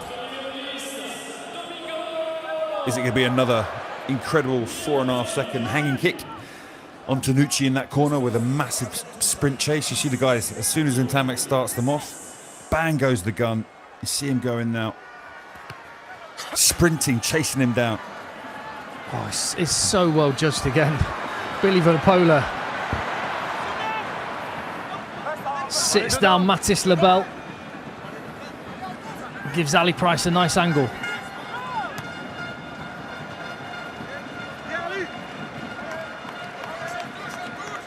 Yeah, Lebel actually got there a bit early. Had to pull out a bit, and then Billy absolutely did a Billy on him. Again, that extra 10 metres going forward, 5 metres wider, has made a massive difference. But still, an attacking threat, this line-out from Montpellier. Let's see how much pressure they put on. One man lift at the front to Joshua Brennan. So all the trick line-outs are coming out from Toulouse. Jack Willis was waiting midfield. And that's a one straight off the training ground as well. Mathis Lebel's going to ghost round Taufifenua. Is he inside to Dupont? No way. Carried over Taufifenua. What a save. What a move. Lebel? Was it Taufifenua? Well, Ali Price, he got him. That was a great move as well, yeah. The timing of his arrival was exquisite. Lebel. Who made that tackle on Lebel? I didn't see who it was. Oh, so lovely the lift from Miafu. Lebel just arriving so late. Oh, the little switch play.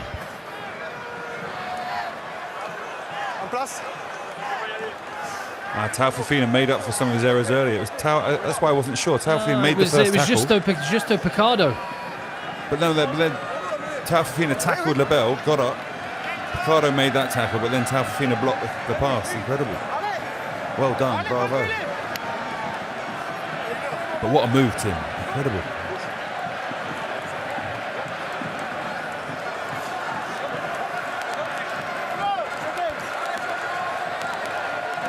Oh, he's breathing heavy, isn't he? Rightfully so after that sprint.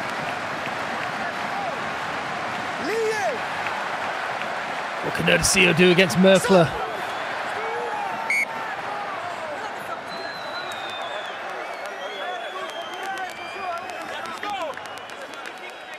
Definite edge for Montpellier at scrum time.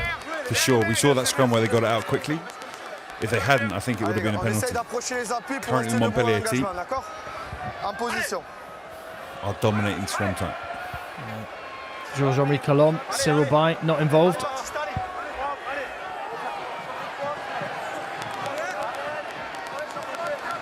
Right, here we go, scrum down again. The CEO is he's not a vast human, but he is technically incredible. Gets really low, and for an opposition tight head, it's very difficult to defend against. Early push, Dupont, quick lift. Chocobares to within 3. Just missed out on a try a moment ago. Miafu thinks about trying to crawl over the line. Dupont lifts to Malvaca for try number 2. Oof.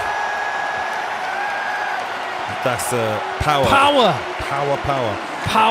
Miafu's intelligence as well, not to realise if I go for this, it might be a pen, I'm not going to reach it, just to place the ball back and then someone else can finish it off. Intelligent play from him. Wow, huge play. Yeah, Montpellier going to have questions for the ref about how he's refereeing the scrum. It wasn't obviously... Chocobares is powerful as well. Straight into the weakest tackler in the Montpellier team, their 10th. Miotti.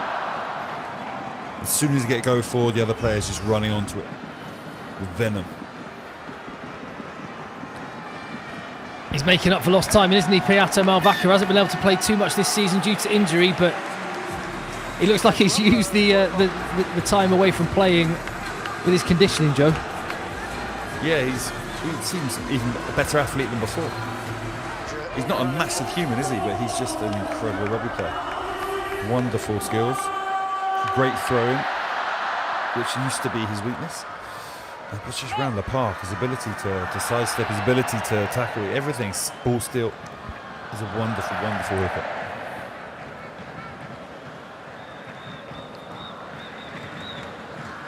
I'm not sure Miafu's had his best game so far, but that was actually that's a really poor mistake. I was going to say, Miafu, it was very intelligent of him not to reach for the line himself. He must have been tempted, but no excuse for that. Unless they want a scrum, Joe. I don't think that was called. It has happened in French rugby before. In the 90s, Begler had a problem with Toulon. And the first kick off the game, they kicked straight into touch because they wanted to have a scrum and a fight. But I think the referee made him do it again because he knew what was happening.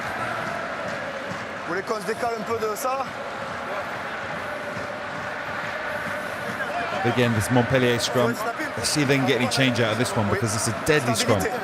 It's hard to tell. 50-22 and there's so much space to attack. Just from my eye, and I'm not the referee right close to it, he's better placed than anyone, but it does feel like Montpellier have an edge that we haven't seen rewarded yet.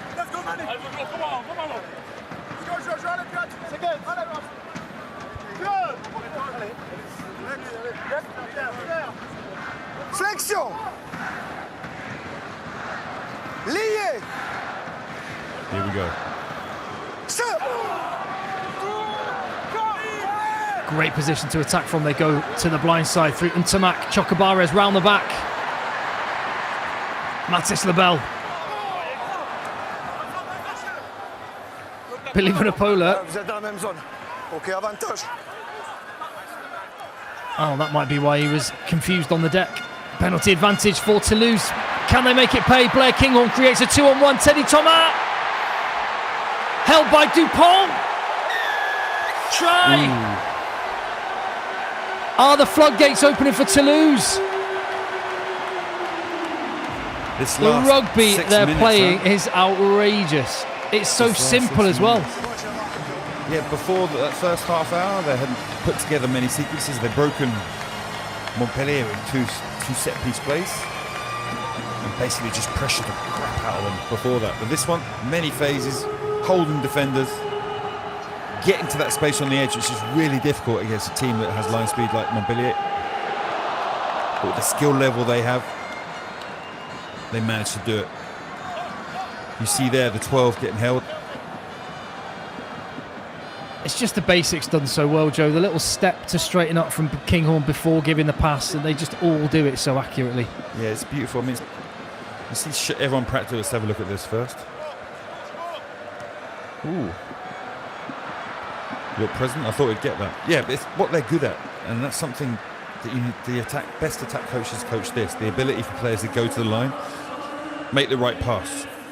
So many teams coach shape and launch plays. But those things are nothing without the ability to go to the line with speed, affect the defence, pull them apart and make the right call with the right pass. And Toulouse, my God, they're good at that.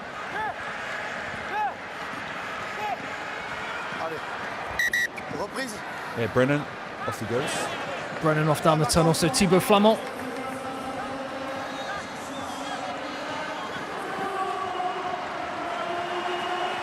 He didn't start last year's top 14 final either, but an absolutely class player as I've waiting in reserve. His second row partner, Emmanuel Mayafu.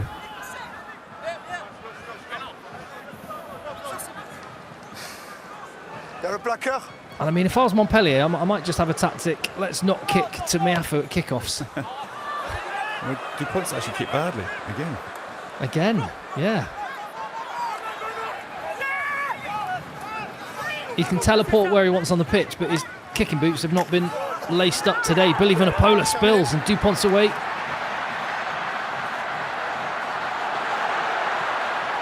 Makes the tackle, Lebel follows up. And Montpellier have lost 30 metres of territory.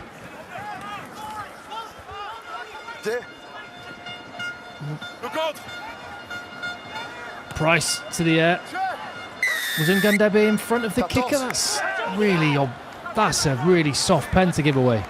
Yeah, for a team that's been ruling that area of the game this year. That is a really weak penalty. A lot of players there weren't in sync with Ali Price. You can see Nucci was, am I going to set this up? Are we going to go again and create another ruck? And I think because of that pressure that Toulouse have been putting on the rucks, Ali Price decided to kick straight away and maybe they weren't ready. Yeah, spilled in contact. Yeah, Miafu got his shoulder right on the ball. Netty with a little tap on Billy Vunipola's belly straight afterwards just to rub it in. He's having a good night. Yeah, he's a happy Toulouse fan.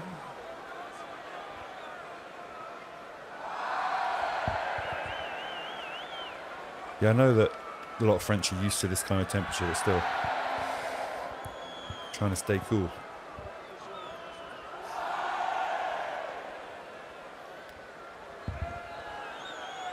Boom. 3 more for Roman and Tamak. 25-6. Chasing And when we go back to rewind to 15 minutes, Joe, yeah, this scoreline didn't look on the game. cards, but that's Toulouse for you. Yeah, and that's one of the big differences. Montpellier chasing down this kind of score.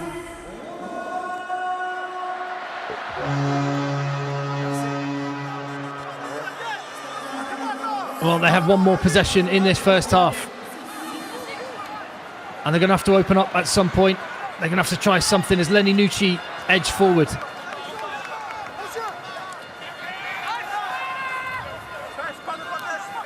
To the 22 for Toulouse.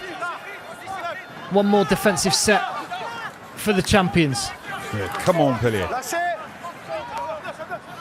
One more attacking opportunity for Montpellier. This time trying the offloads. The ball is a little bit quicker as well. There's no numbers on that blind side. It's going to have to be individual brilliance. There's penalty advantage coming. Willis. Roman and Tamak over the ball. Wow. I've not seen him steal many.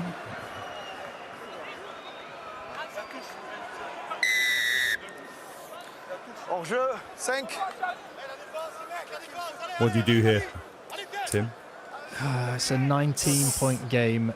I think you got to go for the corner, don't you? I think, yeah, I like 3 points. Still keeps you 3 scores down. So Exactly, I agree. It's not in front.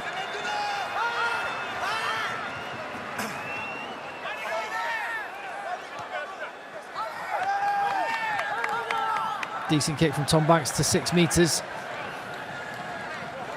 His Aussie compatriot has been in the wars. Yeah, He's got a job to do now if he's going to stay on the field.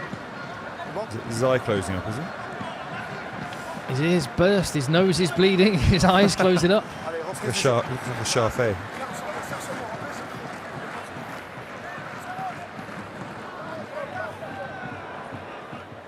Massive moment in the game. Oh, one-handed. Where's the ball? It's 3 metres out. Ali Price digging in there. Tries to step and go himself. Becogne couldn't clean him out. He's appealing to the assistant referee. Antoine Dupont ends the half. Montpellier, you can hear them. They're not happy. Yeah. Wow. Yeah, so they're not happy because one of the Toulouse players tackled the support player before the player was on the floor. Left an isolated ball carrier and the ball was rifted very quickly. 3 tries to 0. 2 for Piato Malvaca, 1 for Dupont. À nous en premier, Alexandre, vous avez beaucoup et bien défendu sur l'entame de match et vous avez su être réaliste. Plus 19, c'est bien pour l'instant. Oh, we got Alexander Ouais, Ruma. le problème, c'est qu'on fait trop de fautes. On leur donne trop de munitions dans notre camp. Ils sont gaillards. Et ils ont trop de pénalité. Donc ça leur file Initially, les ballons à we nous too many corriger ça. faults, gave him too many opportunities C'est in déjà our pas mal. half, Merci and they were beaucoup. warriors. Alexandre Rouvet qui fête son anniversaire aujourd'hui d'ailleurs. Alors que Alexandre Béconnier s'approche de Béconnier, nous, now. le capitaine Lénucci en discussion avec l'arbitre. Alexandre, bon, le conseil il est difficile parce que vous ne faites pas une mauvaise première mi-temps, vous avez beaucoup de So ballons, you vous n'avez did do pas a su bad half, concrétiser, but it's a et puis difficult vous êtes half puni. time. Quoi. Ouais, on est puni de nos erreurs. On le savait, We're on a pas punished droit à by l'erreur. errors. We knew. Voilà, on a 2 balles d'essai. Bon, We knew about on their est ability, sifflé, and donc, voilà. we faudra gave être up plus 2 précis dans la seconde mi-temps tries si on veut exister. on the first play. Merci beaucoup. We've got to be more precise.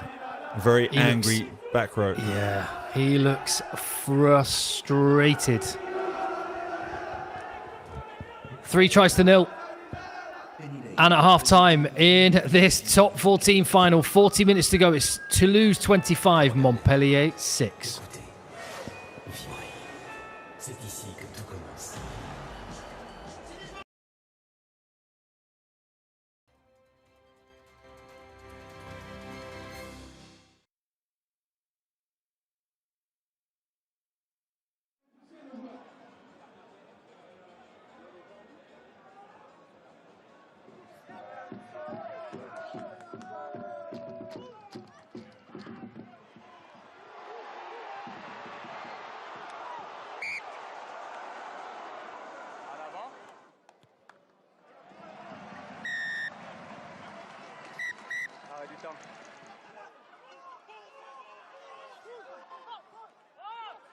derrière.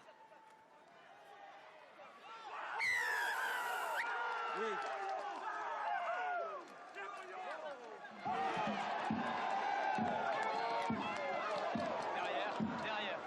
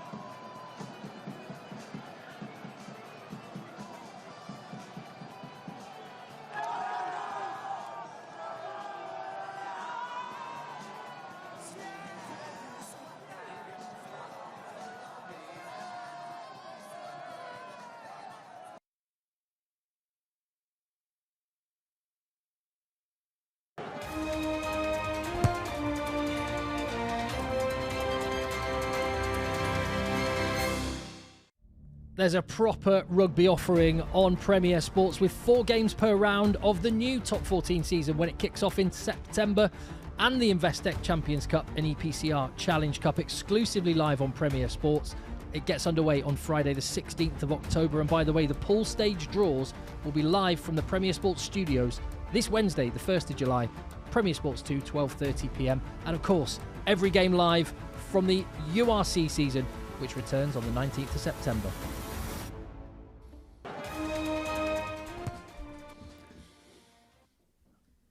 Joe Worsley, 25-6 at half-time.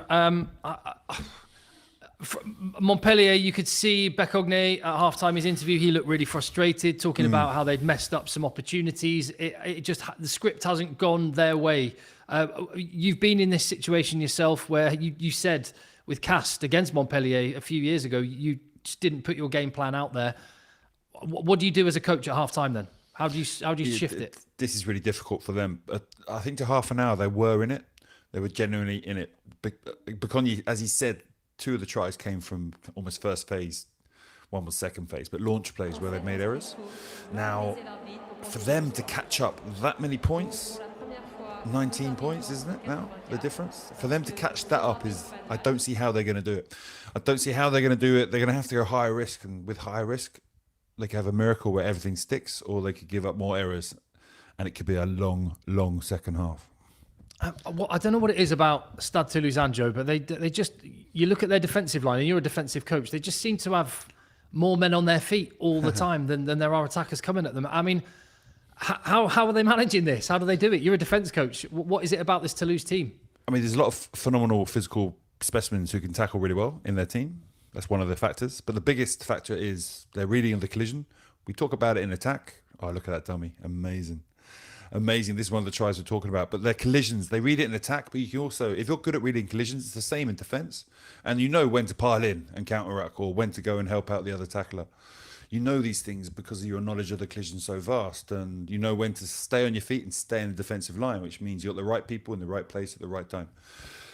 And Toulouse, Montpellier had the best defence of the year, but I think Toulouse weren't too far behind them.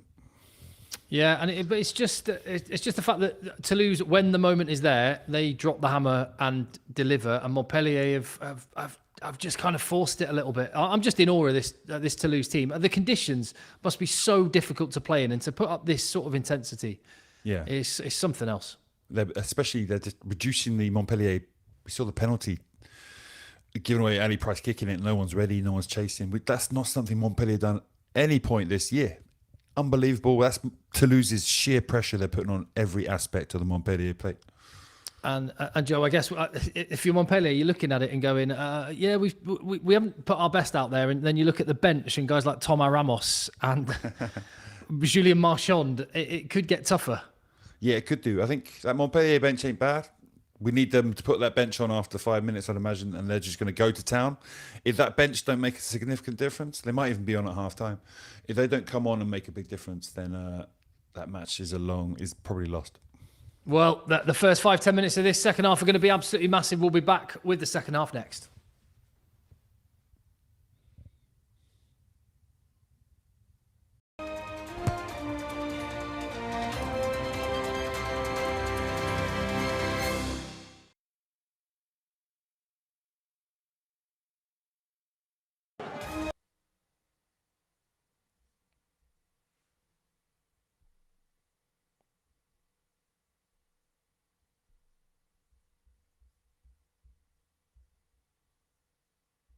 Oh, right. Yes, here we are. So we're in an ad break. We're in an ad break on Premier Sports now. So I thought I'd actually take the opportunity. Look, I got my phone out. I'm going to dip into the stream. Any sort of questions or thoughts in the chat? This is the first. We're on air and it's working. I'll take that, Joe Worsley.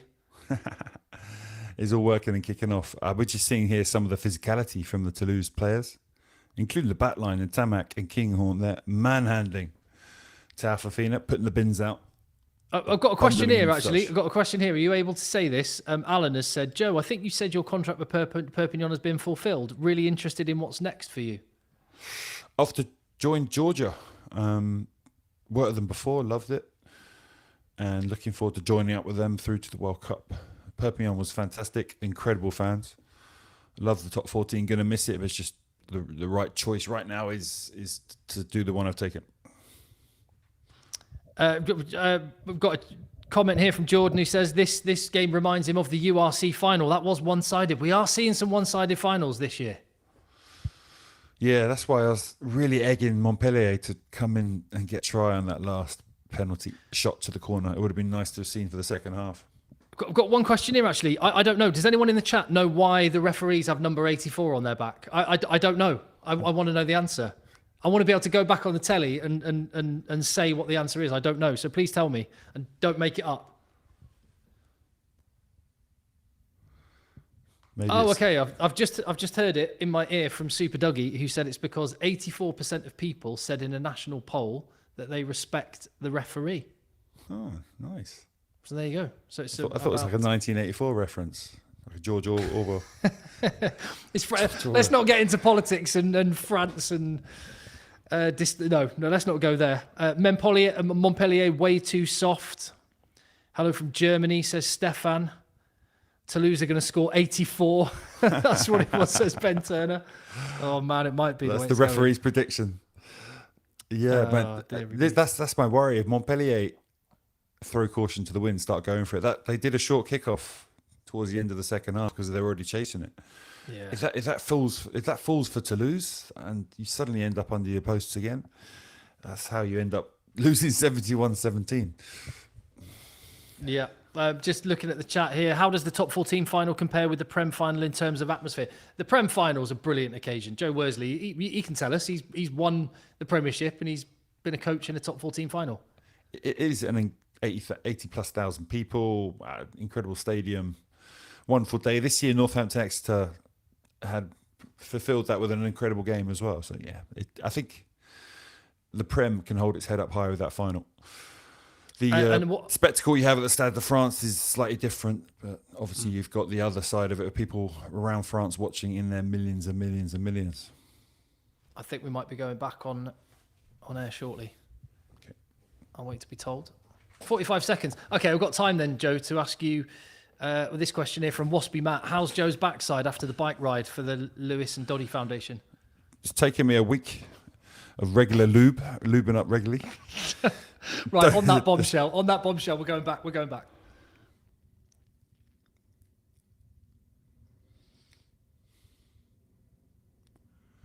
Here we go.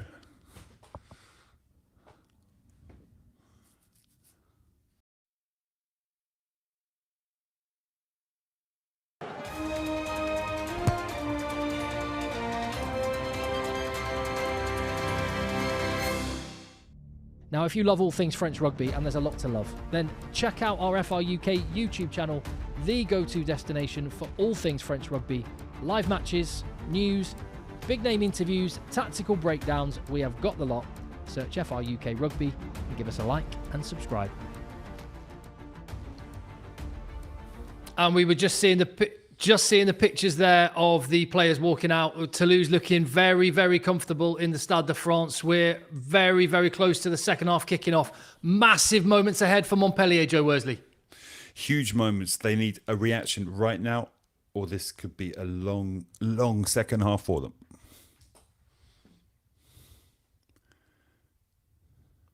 Domingo Miotti going to get us underway. Let's hope his kickoff is better than his last one, which went into touch. Is there some rain coming down? There's a storm over Paris. There looks like there's some rain in the Stade de France. That might alleviate the heat. It's not going to make the handling any easier. Again, tonight's physicality has been the trademark of Toulouse. Billy Vunipola is sat there waiting for the kick return. He's not going to be chasing. Can they pin Toulouse, force them into an exit? 40 minutes from crowning another champion in the top 14. Jack Willis with the first carry of the second half.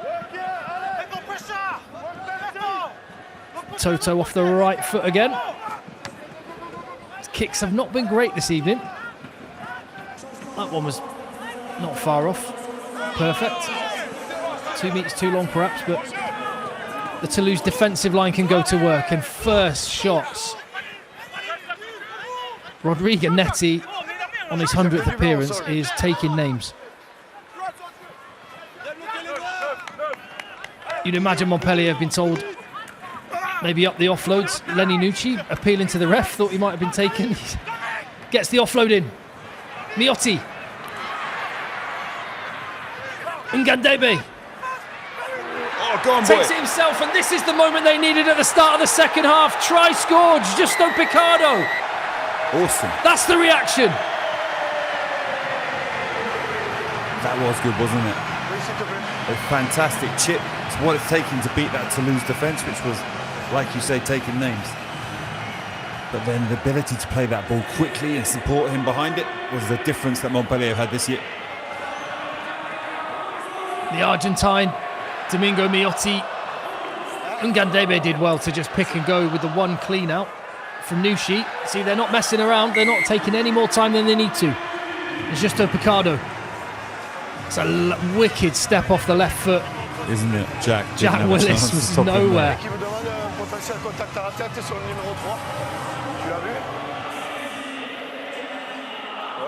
Jack Willis and Kinghorn done 12 by points. Ngandebe. Back to a two-score game. They're looking back. I think, are they going to be looking at Nucci's clear out? I think maybe on the clear out there was an impact. Like he came in a little bit from the side. They're talking about during the clear out, someone, Merkel, getting tapped on the head. I'm not sure. I didn't see it in live. What was it, Joe Merkel, a high shot? Oh, look at his high shot, yeah. On Hauas. Misunderstood that.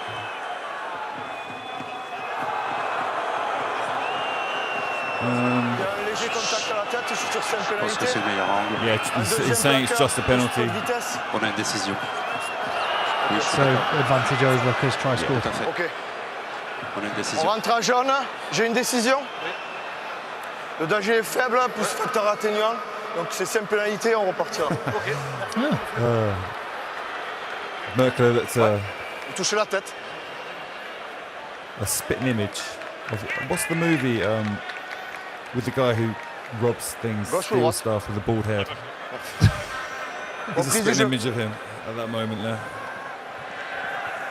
Joel Merkel is 24. Can I just say that again? Ooh. Labelle gets hands to it. No knock on. Mohamed Hauas. This time wins the collision against Rodrigo Netti. Montpellier with a spring in their step. Ooh, and oh my word! Gathers. What an offload! ULS and Labelle. Oh my God! And he knocks it into touch. I think he got that down, but not on the line. And then Labelle knocks it into touch. It could be a penalty. Vous le jouez devant la ligne des 5 mètres. Vous le jouez devant la ligne des 5 mètres. Cadeau Let's have a look pounced at on that. Wow. Was he being pulled? He didn't touch it at all. It hit the corner flag. But Labelle pulling the jersey, À voix haute. would that have made a He never goes tangible out. difference? And then It's illegal deliberately to kick knock it, it and then inside. deliberately tap the ball out. Maybe two reasons why Labelle could be penalised. Ok. Arbitrage vidéo. Mate, if we get a penalty and a try here, Potentiel jeu déloyal. we're back to a 5-point Le game. ballon sort en touche là-bas. Tout à fait. Par l'ailier rouge, donc on voudrait le contrôler. From a poor box kick that just bounced wrong. That's how the game goes sometimes, a sudden change in direction. Right, let's have a look now. Moi aussi, ils sont épaule-épaule. So he's happy with his shoulder-shoulder. You're not allowed to knock the ball out of the play deliberately, though. I don't think it touches the line. The ball. No, it never touches the line. So penalty, eh? I mean, that's pretty cynical as well, Joe. Would you get a yellow Could be for that? worse. I think it There's might no do. You're player. not There's no player in He's position knocked to it out of the. He's off the floor. You can't play it when you're off the floor, and he's knocked it straight out into touch. Donc sur pénalité, carton jaune. Oh, is he yellow card? Pour voir s'il y a une opportunité de cette pénalité. And he's talking about, was there any opportunity for a penalty try? I don't think there was. I don't think there's a player. It's Cadeau that was following in, but he's to the left, isn't he? Way to the left. Then again, Lebel's off his feet, so you're not supposed to play the ball off your feet. Capacité de récupérer le ballon. On a une décision. Pénalité plus carton jaune contre les There is an argument. Ok, j'ai une décision. On est d'accord. Attends, s'il te plaît. On a une décision. Le numéro 11 rouge est au sol. Quand il ramène le ballon, il le met délibérément en touche, donc ça sera carton jaune. Oof. Big moments, guys. Big moments in the first 5 minutes of the second half. Huge moments. A try well taken, and then this. Joe, I'm going to say it. The yellow card, definitely. I think they might have got away with one, not having a penalty try.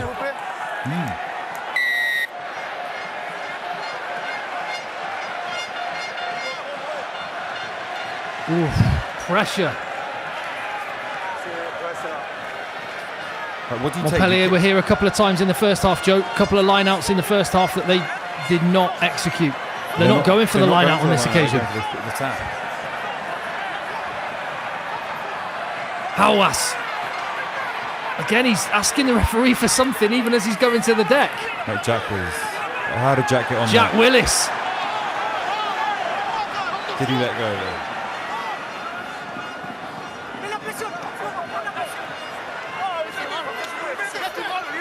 Oh, no way. Oh, wow. This is absolutely breathless. No way. How did Jack get on that, and was it legal? Hawass was complaining about something. He does complain quite a lot, but I didn't see what it was. Well, yeah. Oh, Jack's incredible. I'm gonna say if you've got the ability to complain to an assistant referee as you go into deck, maybe you're not focused on the first job at hand. But hey, next job, Jack Willis, absolutely amazing steal. Incredible. I mean, it's a shot to nothing as well. If you give away a penalty, as long as you don't get a yellow card after repeated warnings, it's not a bad one to go for. You can feel the atmosphere, the tension has risen in the Stade de France. And Gandebi's getting more touches. Stop. They're really trying to influence the officials, the Montpellier team. They're playing with a lot of urgency. And they need to win those collisions. Billy Vunipola does exactly that. Jack Willis on in the ball again. Slowing down the ball enough. Price playing quickly. Teddy Thomas. I think that'll be a knock-on only. Tapped up rather than down. Yeah, I think a scrum will be good for Montpellier. They're going to hold it in and really get into that Toulouse scrum. I still want to have another look at that Jack steal. On the line, incredible. Tentative crédible de jouer le ballon. But we're way past that now. We're on the big moment still. This scrum will be really important. Montpellier scrum we saw kind of dominating but not getting rewarded.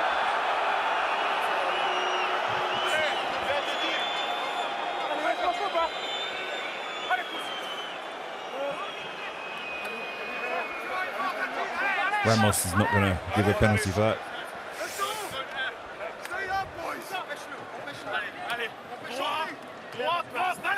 Montpellier have a scrum. We haven't seen them extract the reward they would have wanted. They've been on top. They've got the wind in their sails.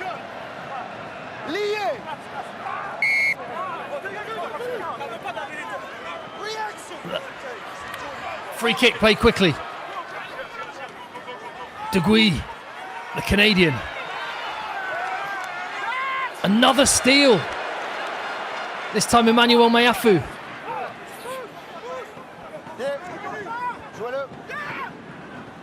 And the clock on that yellow card ticks down.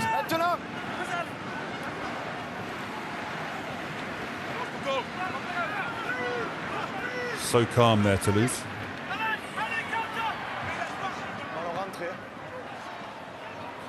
Dupont, length on the kick, but space and opportunity to run it back is their numbers on the right-hand touchline. Ngandebe tries to square up Teddy Thomas.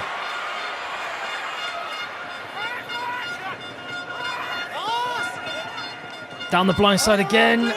Taufa Fanua goes back to Ali Price, who kicks it through. Former Edinburgh teammates. Stop, pause. Faites sur le côté.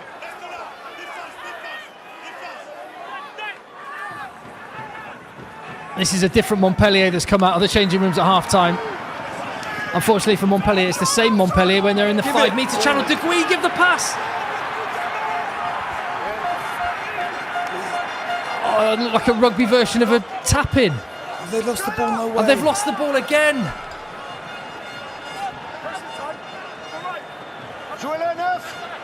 How can you not give her? Just give the pass. And someone's walking under the sticks. Oh, Joe, let's have. Can we have a cup of tea and a breather, please? Oh my days, that is unbelievable. A turnover like that, he got it. This man was born to be a propper.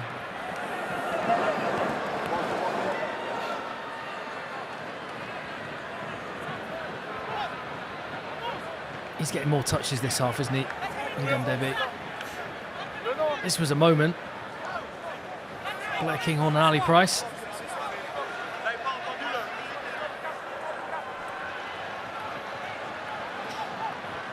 Odiseo, and this was the moment.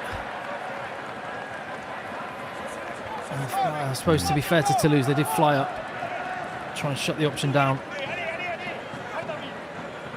Nushi at the tail.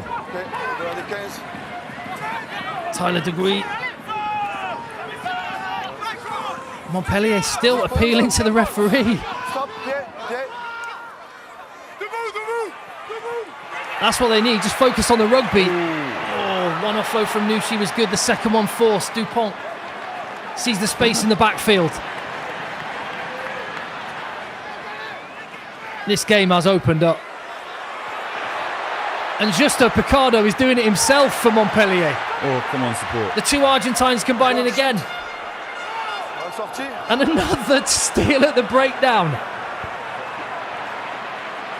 This is absolutely wild.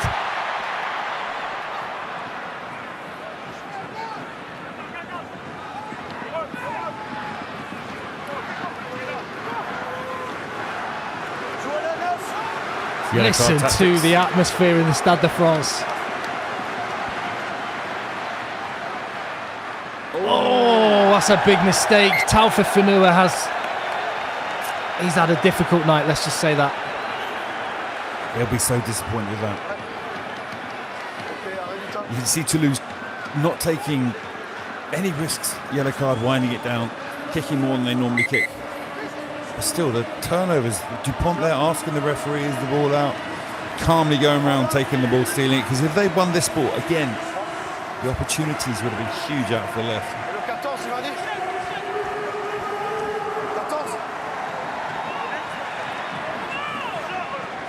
You've got to hold that. The ball carrier, you can't let go of that ball. Let the clean out happen. Make sure it gets into the next support player's hands. 2 tries for Piatto Malvaca. This just, oh.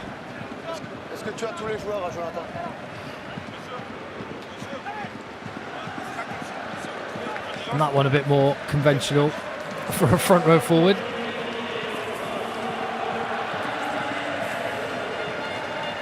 Whole new front row on for Toulouse.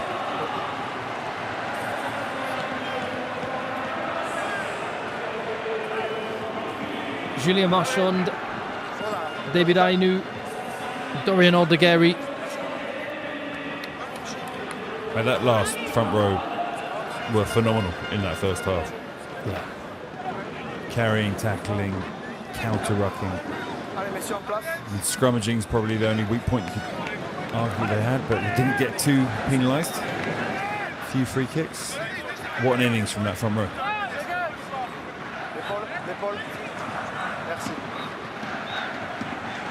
30 minutes left in the top 14 final. 12 points the difference between the teams. Toulouse, the champions, a des nouvelles têtes, on s'adapte de suite. In the ascendancy. S'il vous plaît. Espace. So ref just asking for the new players to adapt, get used to it, what he wants them to do straight away.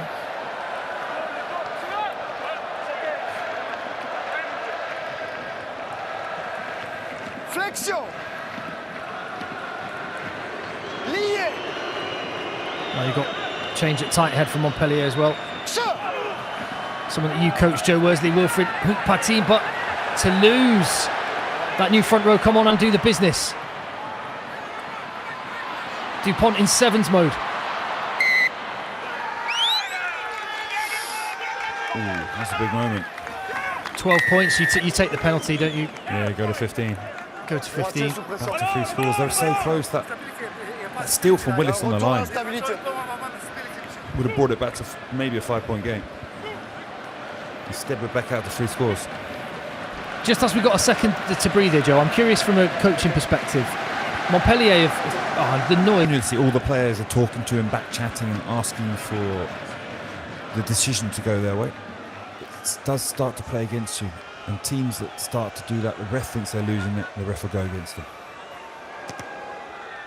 And Tomac is kicking it beautifully this evening. Effortless. And 3 scores the difference once again. Yeah, they're missing Arthur Vincent, fantastic player. One of the leaders of the team. Not allowed back on the pitch because of concussion protocols.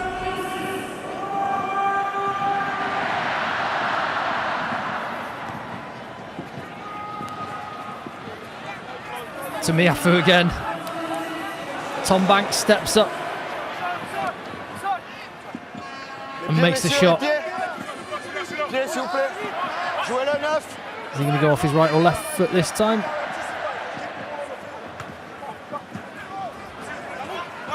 Stays in field, another error. Thomas Darmon manages to immediately atone. I think Billy Vunipola's lost that. On they go. C'est le rouge qui le ramène. Tom Banks.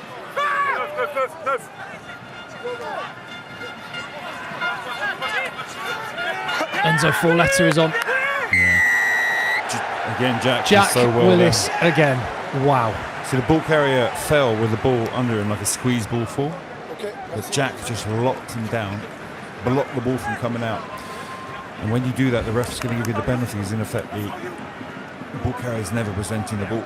He's not giving you the option to get on it. There's a very happy dad, He loves it, bless him. He's going to have a Bordeaux t-shirt and a Toulouse t-shirt. Yeah, he was a massive Wasp fan.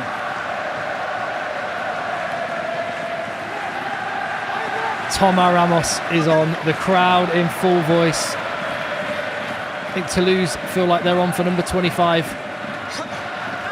But Joe, there's a lot of talk about which French players are. Look at that technique. There's a lot of talk about the French players that are going to be heading off from this game to join up with the France squad down under. But can we get that guy on a plane to South Africa, please? He's amazing. Look at there. He's dragging the guy back, getting cleaned out by 2 men. Another guy on his back, and he's still dragging that player. Amazing. Paris to Johannesburg in the morning, please. Julien Marchand, he's come on and made an impact at scrum time. And now the maul is going to town. Montpellier are creaking. Having worked so hard to come back and having the opportunity to bring it back to a 1-score game.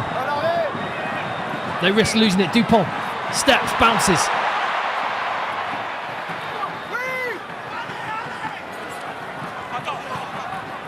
It's slow. But they still have possession. Montpellier waiting. Fourletta and Vunipola. There's a wrestle for the ball every single breakdown. But with every breakdown, is that Montpellier defence getting folded inward? Where is the space? Chocobares. Flamand. Penalty, surely. Becognet. And the number 7 in white Jack, this time. Nearly. Yeah, not quite as good as Jack, but nearly. Similar situation, ball carrier got a little bit isolated, so he fell long on the ball and squeezed ball to try and buy his teammates time to get to him. And Beckenay just locked it down. So you bear hug him around the stomach, the ball gets blocked tight. If you hold on for 3-4 seconds, you're going to get that penalty in return. 2 examples of phenomenal ball stealing.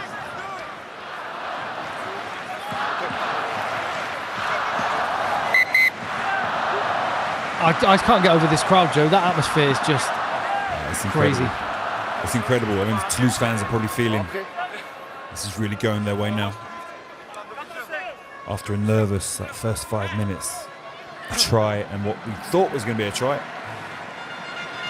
Now they're back to 15 men. It's them who got 3 points. Montpellier scored nothing in that period.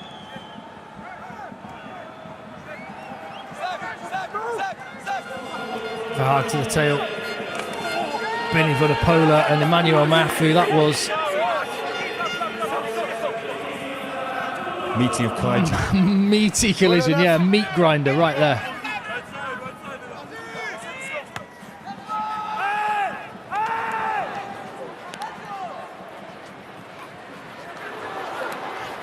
Kinghorn still on the field, so presumably he's been moved to the wing. Just looking around, yeah, Mathis Lebel has made way. Dupont still on the field. Will we see Paul Grau among the replacements? Opportunity.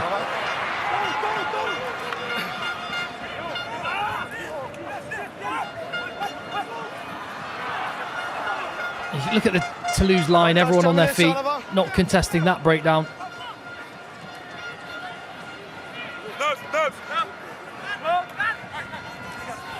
The Montpellier players, Joe, not really reloaded into attacking shape as well.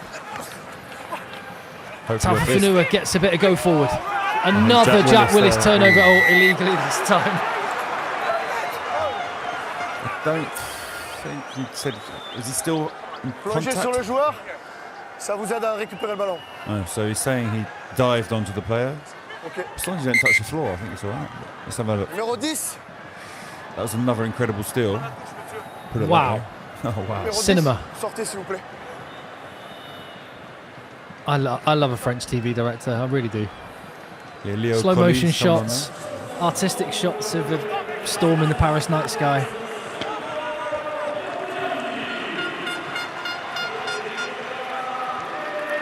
Yeah, Banks kicking the touch. It's like some AFL style, that.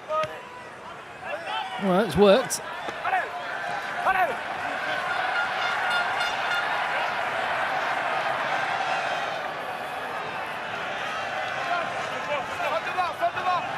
Yeah, so the referee's argument is that Jack's knees touched the floor.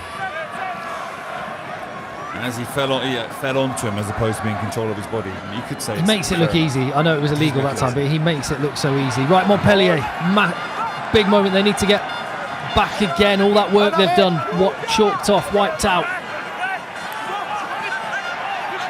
Toulouse have neutralised that Montpellier pack so far.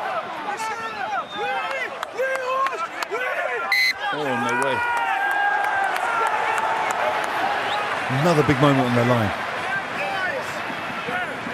Another big, huge moment. We've had 3 or 4 of them during this game. This could be a very different match. Joe, the first 10 minutes and then now. And Joe, look, these guys have forgotten more about rugby than I'll ever know. But if you can stand at a referee and appeal, you can stick your head down and try and plough someone out the way. Ah.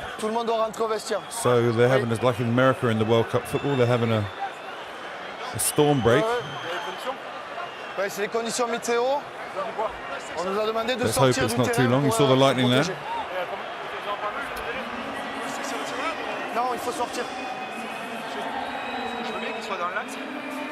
How long? Again, this is pretty unprecedented in the final. In a final, yeah, for sure. I was just thinking, I was working at a game, I can't remember, I think it might have been Toulouse against Sale Sharks when it got stopped for a storm break. Well, let's hope it's not too long, because that match was humming along, wasn't it? That was absolutely bouncing, that match. The atmosphere in the ground, the electric on the pitch, it's electric in the skies, unfortunately. Yeah. Oh, I feel like I need to take a breather, Joe. Break that one down, mate. That 20. It feels like about an hour, but that was just 19 minutes of the second half. Yeah, it was the start to a second half that we dreamed of, especially on the neutrals now want Montpellier to come back into this game. So they scored a try, a little bit of luck with the bounce, and then a great finish. Really good play, speeding up the plate, some great finishing, and then they got that opportunity. Some good kicking, good pressure game, good chasing, and then Labelle knocking it into touch deliberately, yellow card, and then a Jack Willis turnover on the line. That's been kind of the story of the night. Has probably been that Montpellier inability to use those opportunities in the 22 to make scores, as opposed to Toulouse when they get an opportunity, boom. Who does the break favour more, Joe, do you think? Because Montpellier, I mean, they came out of the traps really fast, but then Toulouse were empty in their bench and looking on top. I don't think it's going to really help one team or the other. There's no massive momentum for one team at that point in time. Montpellier, if that had been when the Labelle yellow card had happened, I'd say Montpellier were on a roll there. It'd be sad not to stay on it. But then not quite during that yellow card. Toulouse scored 3 points, Montpellier scored 0. And really that's the story of that first 20 minutes. That was the Montpellier chance there. I hope they come out for this last quarter. Flying, get a try on the board, and we get back into a match in which it's in the balance again. Well, I think I'm right in saying, I'm sure it will be fine and they'll come back out, but I think it's right in saying that the game, the result stands if you get to 60 minutes. Really? Yeah, we're currently sat on 59. Well, that's a 1 minute. Missing out on 1 minute there, guys.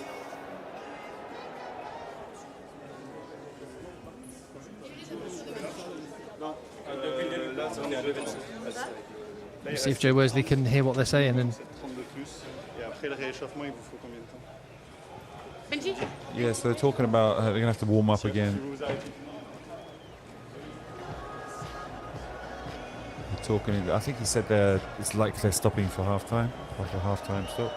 Okay. It could be up to 15 minutes then. It should be a long, long one. Well, obviously, as we hear anything, we'll pass it on and let you know. Well, at least we've had the opportunity to just take breath for a second. 28-13. I love this sport and I love this league, Joe. It is phenomenal, isn't it? I really wanted that to keep going, but we have to wait for the last 21 minutes. I hope they can come out and bring back that same intensity we saw all first half with the excitement of the second. Yeah, you're seeing the storm come in there. Safety first. Sounds like the crowd might be being informed of something. There's some boos and whistles. I was in Sydney at the British and Irish Lions game where the front 20 rows had to be evacuated from the ground, not just the players off the pitch as well. Oh, we've got a Mexican wave going. There we go. That'll liven it up. So your favourite storm stories, Tim? There you go. That's it, Joe. I had one. We played in Durban, a pre-season friendly with Bordeaux once, and this storm came in, just ruined the game. But I remember Jalibert trying to. The first kick off the game was into this wind. He kicked it off and it blew back over his head and rolled back into our own 22. Phenomenal wind. We probably should not have been on the pitch at that point. Playing for the Lions again. South Africa seems to have some bad storms in the Cape. I was standing on that's why the Stormers are called the Stormers. For good reason. I was standing on the halfway line. I couldn't see the posts at the end of the pitch because the rain was coming in so hard. It was the ridiculous. Rain meant you couldn't see the end of the pitch. Yeah, the rain was coming so strong. Like sideways rain. It was incredible. Comme le vache qui pisse, which is the uncouth way of saying it was raining. Yeah, hard. I don't need to translate that. That's fine, I'll leave that. As the Mexican waves, the crowd are loving it. I was absolutely loving that rugby. So, have you had a situation like this where, because you've told me about times when you were on the pitch in biblically bad weather, but have you been in this situation? I don't know. I'm now thinking about Back to the Future, where maybe someone new in Paris at this time. I need to supercharge my DeLorean. They can do it here. I'm now thinking on different tangents now, Tim. This is the space cadet Joe Worsley I've come to know and Yeah, love. he's come out from his behind his wall to entertain. In fact, Joe, that's one thing I get from when other people you played with speak to me, and obviously you and I work together. They all say the same thing. They tell me about long Sunday sessions at the church, and anyway, that's for another day, Joe. We don't need to go into that now. Notorious for a minute I just thought we were having a chat for a second, but of course we are. This is a top 14 final. We're waiting to resume. There's some good stories. I like to find the finer side of life. You just go and hunt for that, and sometimes drag my teammates into wild goose chases. We can say that much. And what will tomorrow be for whichever team comes out on top at the minute? Looking like it's going Toulouse's way. What will Sunday be down in the south? The towns, the Montpellier and Toulouse would have prepared a celebratory. The bus would be ready. The town would have been prepared for the team to come back, and all the fans come out and salute them for winning. Le Brennus. One town obviously is going to have to pack it all up and put away their railings and their stages. And the other town, which is looking like Toulouse at the moment, is going to leave theirs out. And I think it's the Place Capitale in Toulouse will be full of Toulouse fans saluting their team for winning the Brennus. But the night is still young, and if Montpellier can come out and do what they did in the first 5 minutes of the second half, we'll have another game on our hands.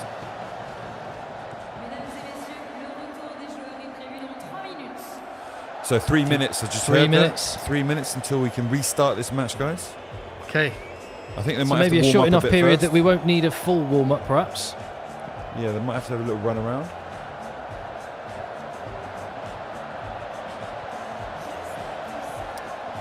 Yeah, so when they come out, they haven't moved for a good 10 minutes now. They're going to have some sort of light warm-up. Well, there's some tackle pads out on the pitch, I think I can see there, just on the 22 for one of them. I'd imagine it's something not many guys prepare for. But this deep into the game, it probably won't be an issue mentally.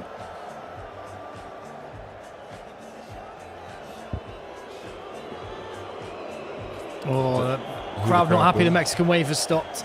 Well, they haven't got too much longer to wait. And thank you for staying with us to the conclusion of the biggest domestic club rugby match in the world. Yeah, we can see there the lightning's not as strong as it was over the top. We haven't had as many flashes as we had as they were walking in. What, Michael Fish?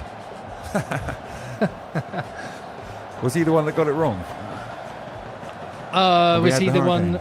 I can't remember. I can't remember either. That was a long time ago. One of them said there was anyway. No hurricane. We're not. It's not a hurricane. It's a storm. We're good. And I think the players are going to be out shortly. I would have expected slightly better tunes in this break. Yeah, what is this? Is that? I have no idea, but it's not Les Yeux d'Emily or. Yeah, she got a brass band out and knocked out Brass some band out. classics.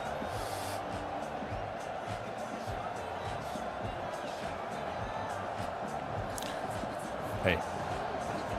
Hello, Joe. Yeah, this would have been to be fair, this would have been frustrating as a player. Nothing you do I about guess it. you just learn to roll with it. I remember this brings back memories of again Stade de France, playing there with England once. Someone got injured and had to be the cart came on, the golf cart with the stretcher on the side, but it broke down and wouldn't move. In the end, we had to push it off, like a pack down behind it and push the thing off. I took a 5-minute delay on that one. I bet the crowd love that. Hey, well, it could be a delay due to someone flying a parachute into a stadium. So yeah, what was the delay on that one? That was at Toulouse, long. Wasn't it? That was a long one. That was like an hour or something, if I remember. He was just hanging there, wasn't he? 30 metres up. Well, listen, this is the final club game. The international rugby is just around the corner. This is where club rugby in the north ends, and here come Montpellier. And I'm sure it's been some pretty clear messages. Jack Willis leading his team out. He's led them in every single way you can imagine. We're going to get a resumption. We're going to get a conclusion of the top 14 final.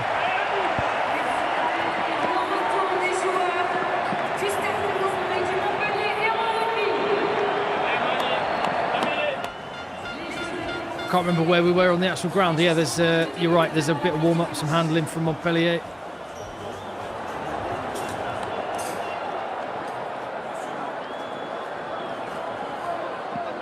Get the motors running again. If you were the coach in the Montpellier dressing room, I mean, 20 minutes to go, they know what the situation is, but what clarity can you give as a coach? I think that 22, when you get in there, need to get over the ball even more quickly. The need to make sure Jack Willis isn't stealing every time you get 5 meters from the line. To deal with him as a threat he's posing is huge, because they have been in the 22 enough times to probably be not far off one score behind Toulouse. It's just I think 4 or 5 times they've failed, turned the ball over, pressure evaporates, and Toulouse are now again 3 scores ahead. As an Englishman, Joe, I'm so split, because I love that Jack Willis is playing for a grand club like Toulouse. I love that he's the captain. It pains me that we can't see him next weekend. Yeah, you've seen tonight just how much impact he can have on a match. The quality of his tackling, blowing up opposition rucks, stealing the ball. He can carry as well now. He can carry, he can offload. He's a far more rounded player than he was before. Yeah, it's so sad not to have him involved in the England team. 1 minute encore. So 1 more minute till kickoff.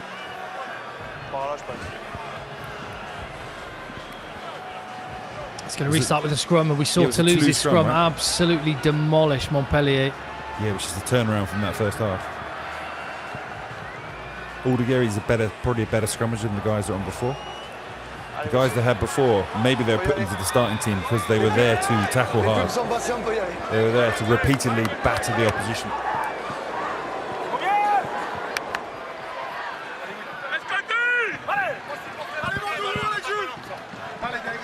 Here we go.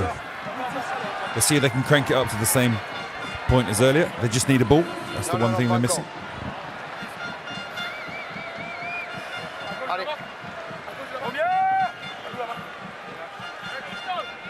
À gauche de la marque. Donc, pied à gauche de la marque. Ok.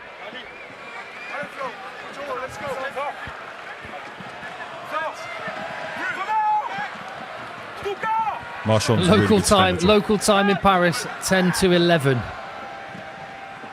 Flexion. And here we go. Lié.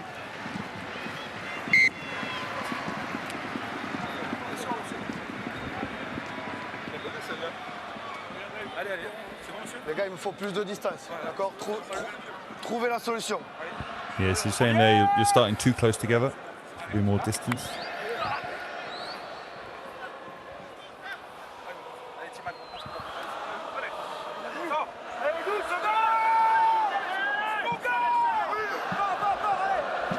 Flexion. Lié.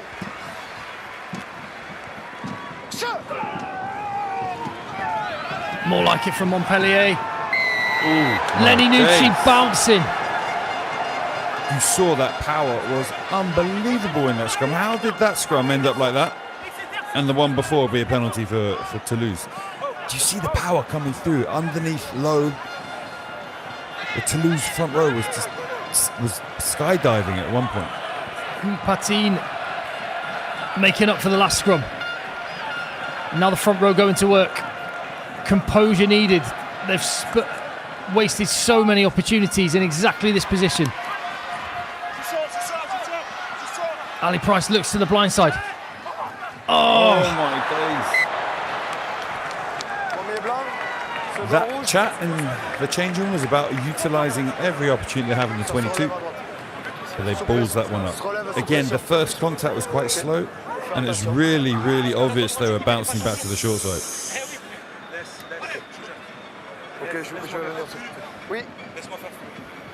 To be fair, the tackler there for a long time. Numéro 8 blanc. Changement. 8 blanc, changement. Yeah, Leo Coley, he's a fine player, but just there taking his eyes off the ball.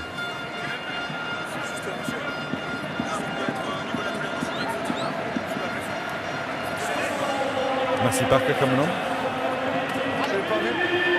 And Camara is a fantastic player. Him and Vareg on the same team. Camara suspended. His coach, the Montpellier coach, was saying he feels it's unfair that for a technicality suspension, a guy should miss a final. He would have made a difference. Yeah, he's been in real good form this year. Like the Camera of old, when he was an ex-Toulouse player years ago. In Montpellier a long time. Phenomenal on the line out. Great round the park. Some power coming through the scrum again. Alexander Roumat. Jouez le 9.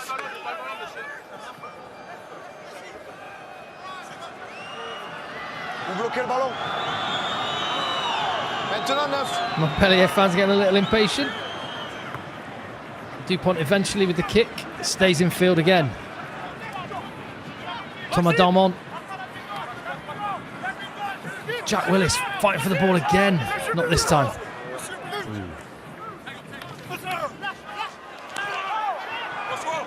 Laninucci. He's carried hard. Four-letter inside tip.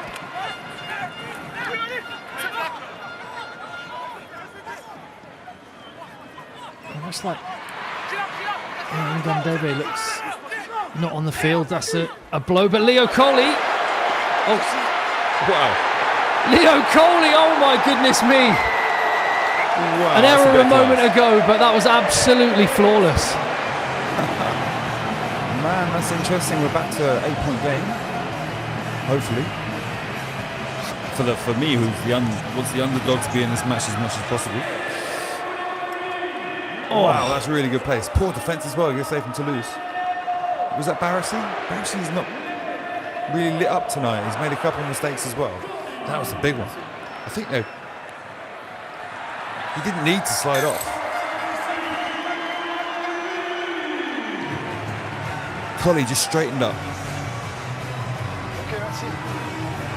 Barassi and cross. Why was Barassi leaving? I think they were man on outside. Did Cross step in on his man as well? I don't know, you're a defensive coach, Joe. Was that not Cross's man? In defence, when you're blitzing and taking the inside man, that could be your structure, but sometimes the ball's fast, you've got to control it out. Maybe they're caught between the two there, Toulouse, but one man blitzing, one man, yeah. Barassi was really poor defence. You saw the player outside him was sitting on his attacker. That's interesting. Dupont going off? Yeah, he's been going off on about the 60-minute mark. Try tonight. Kicks haven't been on the money. Been some nice touches. It's been really physical. Paul Grau's had a great season. Emmanuel Meafu steps off as well. Gorb's on. Verge, a lovely young second row, back row. Really good offloader. Yeah, crazy depth in this Toulouse squad. When you think of the players not even involved. And Capozzo, try scorer in the semi-final, dropped.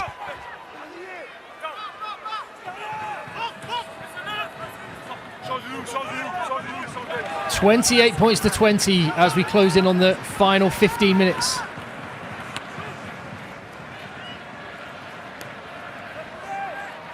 Nice distance from Ali Price. Thomas Ramos. He'll tap this and smash it, I reckon.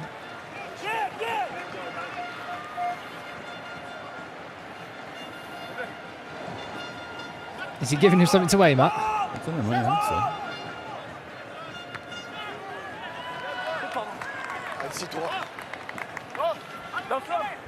It's not a great result, is it? I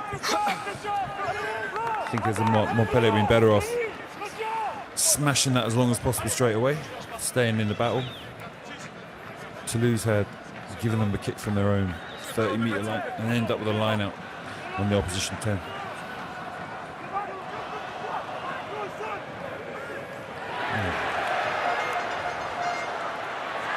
Montpellier chancing their arm. Trying to probe for the outside space.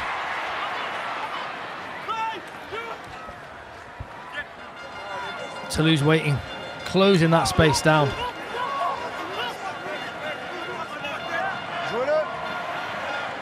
Jack Willis pushing Dorian Aldegheri down the blind side. Talking earlier about how good Montpellier's signings have been.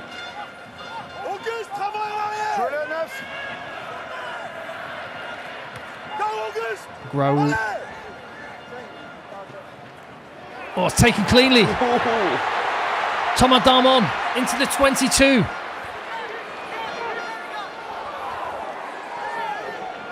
Enzo Forletta fades his run outside, manages to get on the edge and win the contact, as does Lenny Nushi, as he has done all night. Back down the blind side once again. Coley, the try scorer, tries a kick through, maybe forced.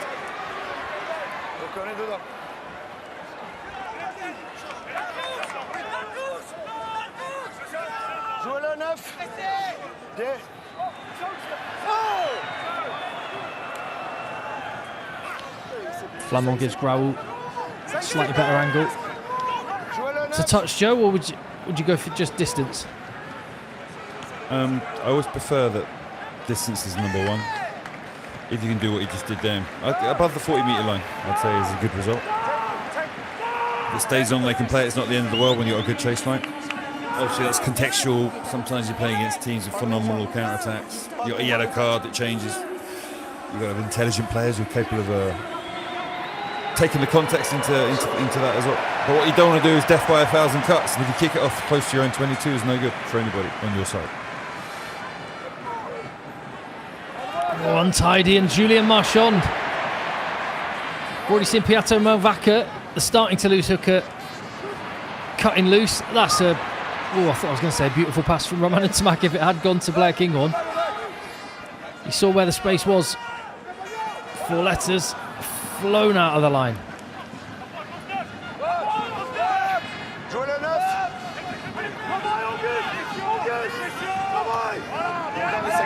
Graoul to the skies. In too long. You can see his teammates saying, "Kick it now, get on with it." That's a nervous decision.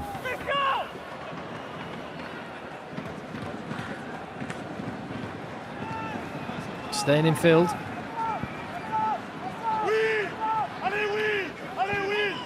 Ramos. Kinghorn's chasing Izzy. Taken well by Darmon. On the run. Jack Willis tries to pull him towards him to open up the steal. Not this time. Coley. Stop!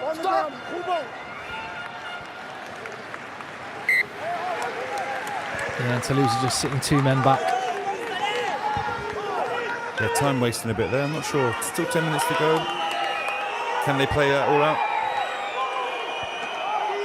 Were they chasing, Kinghorn would have definitely played that one, taken it up the pitch, stayed in the battle.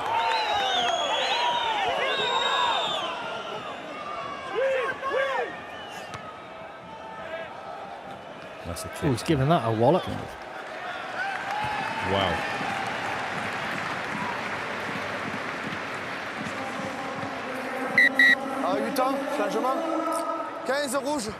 Some powerful backs. Cadeau. Drummond. He's not going to be happy, is he, with the director for that shot? Closing in on the final 10. Nail-biting stuff. Did Kinghorn injure himself kicking that last kick? Because he's been substituted for Lebel. Maybe. It's one for Scotland to keep an eye on. Juggled by Lebel straight on the pitch. Ramos tests his hamstring, looks pretty good to me. Chocobares pinballed. Offload to Ntamak. Lebel's on the edge. Ooh, can't gather. Oh, Taufa Finua. Knock on both ways. Yeah, there's a slight knock on that. Was there a knock on from Toulouse first? I think that's what the officials were saying. Jack Willis thinks otherwise. No. It's going to be a scrum for Toulouse. It was off the knee. Off the knee of Lebel. He never actually touches it. Yeah. Poor Donovan Taufa Finua tonight. Yeah, a few turnovers have gone his way.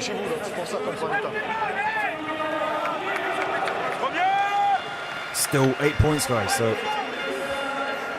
Montpellier are that close there, that close. Can they keep it going? Can they keep this up? Can they pressure Toulouse enough to get a penalty or a Tyler try? Degui's back on now. He's the guy that scrummages behind the tight head. So they've got the two big scrummaging locks on. Lié.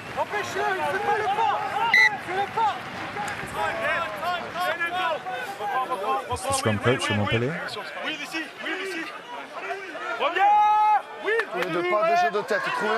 Easiest thing to spot out of a team of coaches on the touchline is which one is the scrum coach.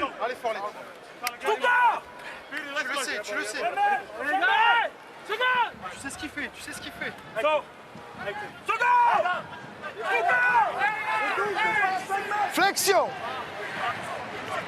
Every moment it's getting more and more critical for Montpellier. Oh, they went early, Toulouse. Ooh, they went really early there. Refs having to think about this. They're all having a think. By the way, the reason why the referees and officials have number 84 on their back is because... I'll just wait for to hear what the official has to say. Messieurs, il reste 5 minutes à jouer, donc je compte sur vous, vous responsabilisez, vous mettez de l'espace et mettez de la rigueur dans vos attitudes, d'accord? En place. Yeah, the number 84 on the back of the jerseys is because 84% of people in a poll said they respect the referee and the referee's decision. What did the other 16% say? Was there other options? It's a good question. I'd like to know the other options. 84 is a landslide, though, to be fair. It's pretty big. Next year it could be 91, so.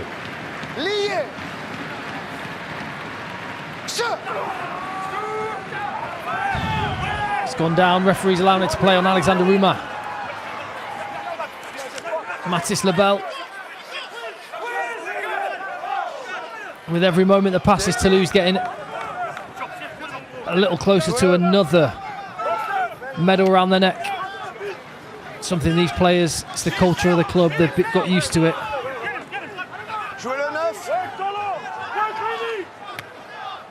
Oh, that's not where Rowe intended. Yeah, I mean, Dupont wasn't kicking that well. The Nines have not been on fire with their kicking tonight. It's inaccurate kicking, too long, too short. And whenever you kick like that straight up in the air, it's really, really easy to give away an offside penalty. One of your players doesn't retreat quick enough. Obvious decision.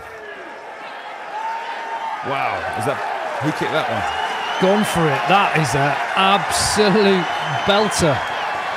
Wow. Banks still what on? A kick. Was that an Aussie rules? Was that an Aussie rules? I think it might have been Tom Banks again. I didn't see who kicked it, but it was on the money. How many times have we seen Montpellier in this position and falter? This has to happen now. They've only lost twice in 2026. They're on an 11-game winning run. It's become a habit for Montpellier. They'll believe. Oh, did that go backwards? Oh my days. Look at the faces of the Montpellier players. They balls it up. Do you see Toulouse left the non-jumping player? So they're marking up hard on the only two jumpers that really Montpellier have on the pitch. And Beconier is not really a line-out forward. And that showed. In the air, look how uncomfortable that was he was. The lift came down. Yeah, but he's also shaking his body, wasn't in a good shape. Yeah. Listen, I was not the greatest line-out forward, but even I know that his body shape was not great. The lift, yeah, team they could have done better. But the throw was good. Toulouse weren't marking him. You win the ball there at the back. Got a good chance of scoring behind it. Flexion. If Montpellier do lose, they won't be waking up tomorrow thinking they didn't have opportunities. They might wake up in the middle of the night in a cold sweat. Non, non. Il est dans les pieds. Jouez-le à 9.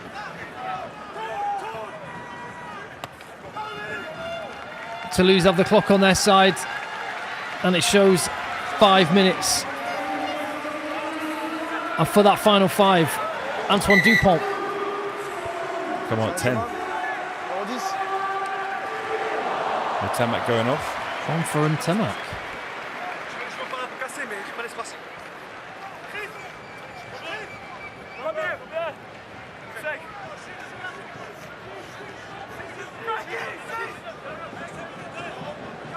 And Tamak, another one of those players expected to be on a plane to Australia, so he might have to do some celebrating in the skies.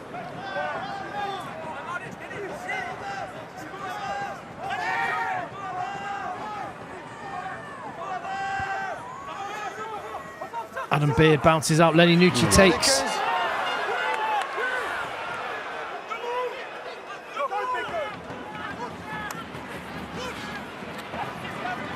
Urgency needed from Montpellier. Sortez, sortez.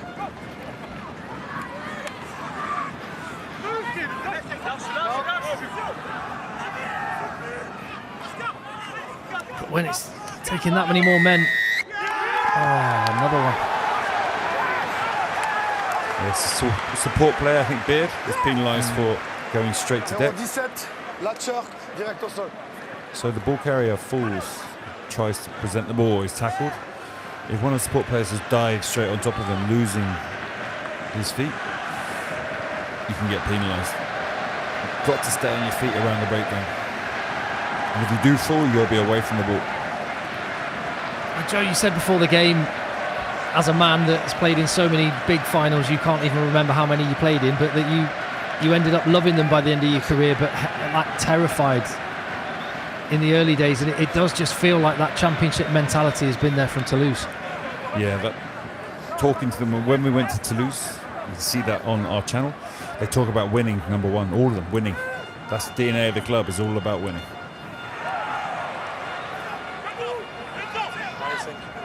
Not many clubs come out of that.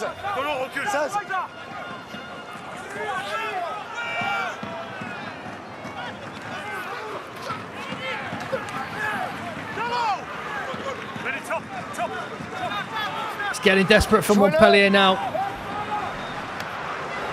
As Graou happy to keep territory. Taufifenua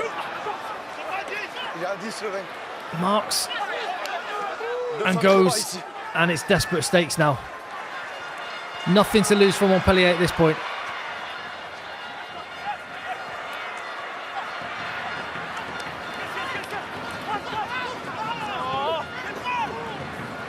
"60 metres out though."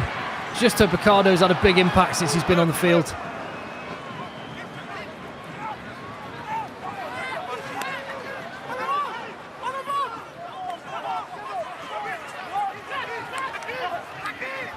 Willis was sniffing for another breakdown.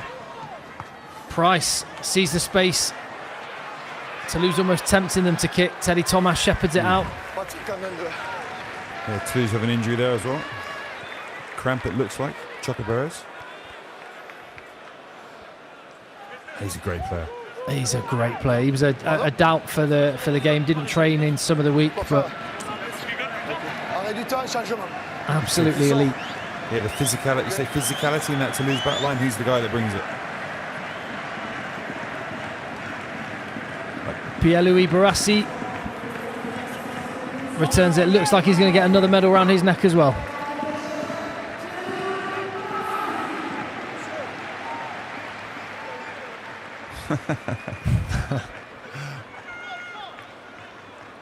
And all the Smurfs going home trophyless.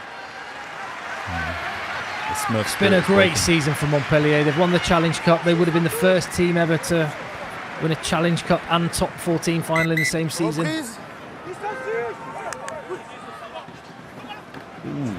Barassi back on the field and is away.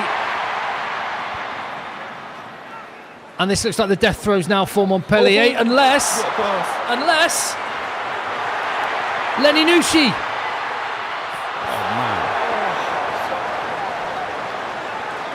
Was it to go for? That was really not the best choice. He knows it. He knows it. Yeah, they've managed to get over there. There'll still be a exciting kickoff. Who gave that pass?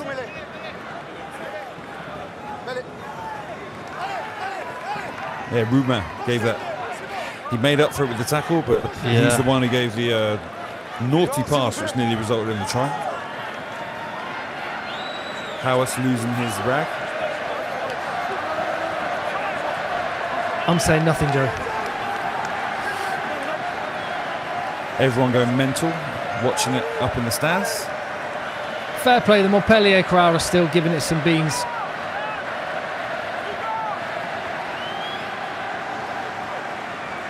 Toulouse are the most successful team in club rugby in France, and when you look at their trophy cabinet, almost anywhere, as Joe says, it's built into the culture, the DNA of the club. They win. 24 titles, and it's good. It's now going to be 25. Desperation on the faces of the Montpellier players. They've given everything.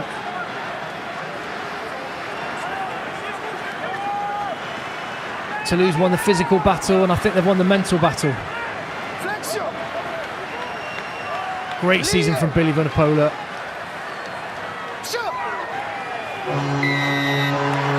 And on the horn, they can celebrate.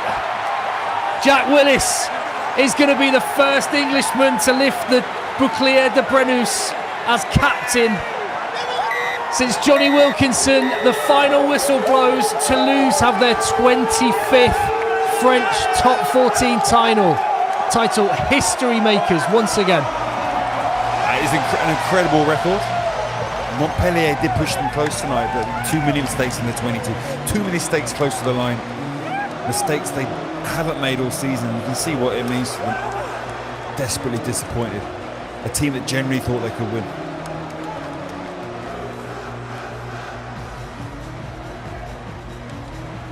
The stakes are absolutely massive, and now the emotions can pour out. The Intermat brothers. Must be nice sharing the moment with your brother. Yeah. And his dad will be very proud in the stand as well, I'm sure. That's for sure, yeah. Not as proud as Mr. him. Willis. Look, he's in good nick still. He is in good nick. He's working his guns, that's for sure. He's going to be spending a lot of time in the south of France next year. Yeah, there's a motorway between Bordeaux and Toulouse. He'll be up and down that, I'm sure. What a guy, what a moment. And it's Billy there and him. Yeah, Billy and Jack, both guys formed in Wasps, but now plying their trade brilliantly in France. And Joe, just this moment, when you work so long with one group of people for so hard for so many months, what are these moments like? They are really special. From that last 2 minutes, when you know you're going to win, it kind of starts to kick in, and you go into autopilot, whistle goes, you can start to celebrate with your teammates. And honestly, the last game of the season, from now on, some of the best memories are made, that you partying together, having good times, realising a season of work, you've realised everything you wanted to do, and you win a trophy. It is just an incredible moment. Reflecting on my years of doing that, I'm jealous of these Toulouse guys who can now go and have a good crack. Obviously, a few have got to jump on the plane. Be interesting to see how many they actually take. Joe Tukori there, an absolute Toulouse legend, enormous man. And it's easy to talk about, you know, the big budgets, the Galacticos and all the rest of it, but it's they do it right in Toulouse. They do. Toulouse get a bit of stick in France because they get an advantage. So many French players allows them to spend more on their salary cap than other teams. So it's kind of, they're successful in producing French players, therefore they can spend more money on the salary cap. I think it's going to change. So I'm not sure Toulouse will have quite the same level of depth they got at the moment. But look at Nucci there, man. It means so much to him. You saw what he was like before the game. He's a big ball of emotion, and that's coming out now. Really sad. Yeah, but getting back to Toulouse, I think they're going to wind in the salary cap a little bit, so they have a little bit less of an advantage next year, because with the dominance they've had, it's going to be hard to catch them as the budget gets bigger and bigger. It's harder to catch up with a team like Toulouse. How many times are we on the other side of it, Joe? Oh, here we go. bien sûr cette Formidable saison que vous avez faite. Malheureusement, il manquait pas grand-chose ce soir. Un peu de concrétisation peut-être parce que vous avez joué les yeux dans les yeux ce soir avec le played eye to eye with them, face to face. Oui, bonsoir. Ouais, bien sûr. C'est je vais pas dire c'est une désillusion, mais franchement, ce que je veux retenir, je suis très fier de ce groupe. Je suis très fier de la qualité de l'investissement de tous les mecs. Really proud of the investment. C'est un peu spontané sur le moment, mais vraiment, je suis fier de mon équipe parce que on s'est envoyé toute la saison. On a essayé de mettre les ingrédients au maximum. Really gone for it all season. Quand tu as une équipe qui est autant titrée, il y a des choses qui passent pas. Perdre autant de ballons, autant de turnover, c'est très difficile à gérer sur un match. On voit bien à l'expérience des phases finales, elle joue vachement. Même si le score il est pas si large. You won't win the game, even if the score wasn't. On pourra dire qu'on a des regrets, mais en tout cas, on pourra se regarder dans le miroir. Oui, c'est vrai, parce que vous avez été au niveau ce soir, mais oui, ça laisse des regrets parce que rarement peut-être le Stade Toulousain a douté autant que ce soir, parce qu'il y a une dernière action là-bas où si vous marquez, ça peut tout changer, ça peut amener de la folie dans cette fin de match. Bien sûr, c'est pour ça que je parle vraiment de frustration, parce qu'il y a vraiment on a dû avoir 4 cartouches dans la zone des 5 mètres. He's talking there about je suis en partie responsable 4 or 5 opportunities sur le cheminement de la touche. In the 22 when they could have scored. Mais voilà, on a laissé des cartouches passer et contre Toulouse, c'est impossible de revenir quand tu rates des pénaltys sans goal comme ça, c'est compliqué. When you miss the opportunities like that, you won't win. Allez, on va enchaîner tout de suite avec celui qui a un petit peu lancé le Stade Toulousain. On va regarder la casquette quand même. C'est vrai que c'est un peu de saison. C'est pas le back-to-back, c'est le back-for-back, le 4e. C'est pas mal, c'est bien trouvé. Peato, félicitations. Encore un succès. Ça n'a pas été facile ce soir, mais c'est encore vous qui gagnez à la fin. Ouais, oui, c'était un gros match. On s'est fait peur sur la deuxième mi-temps, mais voilà, c'est tout. Yeah, it was a massive match. We gave ourselves a bit of fear in that second half. Des belles finales, donc voilà, très content pour nous. So it was a great final. Dégoûté pour Montpellier, mais voilà, félicitations I'm disappointed for Montpellier. Leur saison. Bon, vous n'êtes jamais blasé de tous ces titres, toujours cette fin. He's in PC mode. Il y a eu ces dernières semaines des doutes autour de votre équipe. Ça vous a servi aussi pour livrer ces deux matchs que vous avez fait, cette demi et cette finale. Ça nous a surtout nourri. Nous, on savait que voilà, on était déjà haut dans le classement, donc voilà, on savait qu'on pouvait voilà, régénérer les mecs et voilà, prendre un peu plus de temps, mais voilà, on n'écoutait pas trop ce qui se disait autour. On savait ce qu'on faisait, où on en était voilà, au classement. Et voilà. Vous égalez les anciens qui vous ont souvent taquiné en disant nous on en a gagné 4 d'affilée.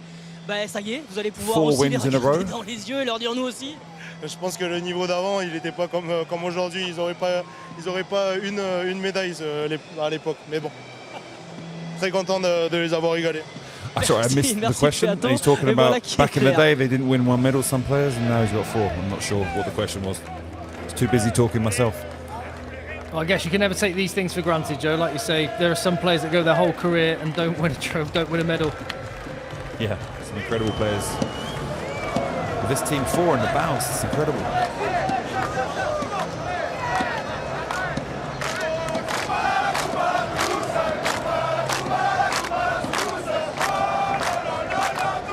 I wonder why that's become a team song.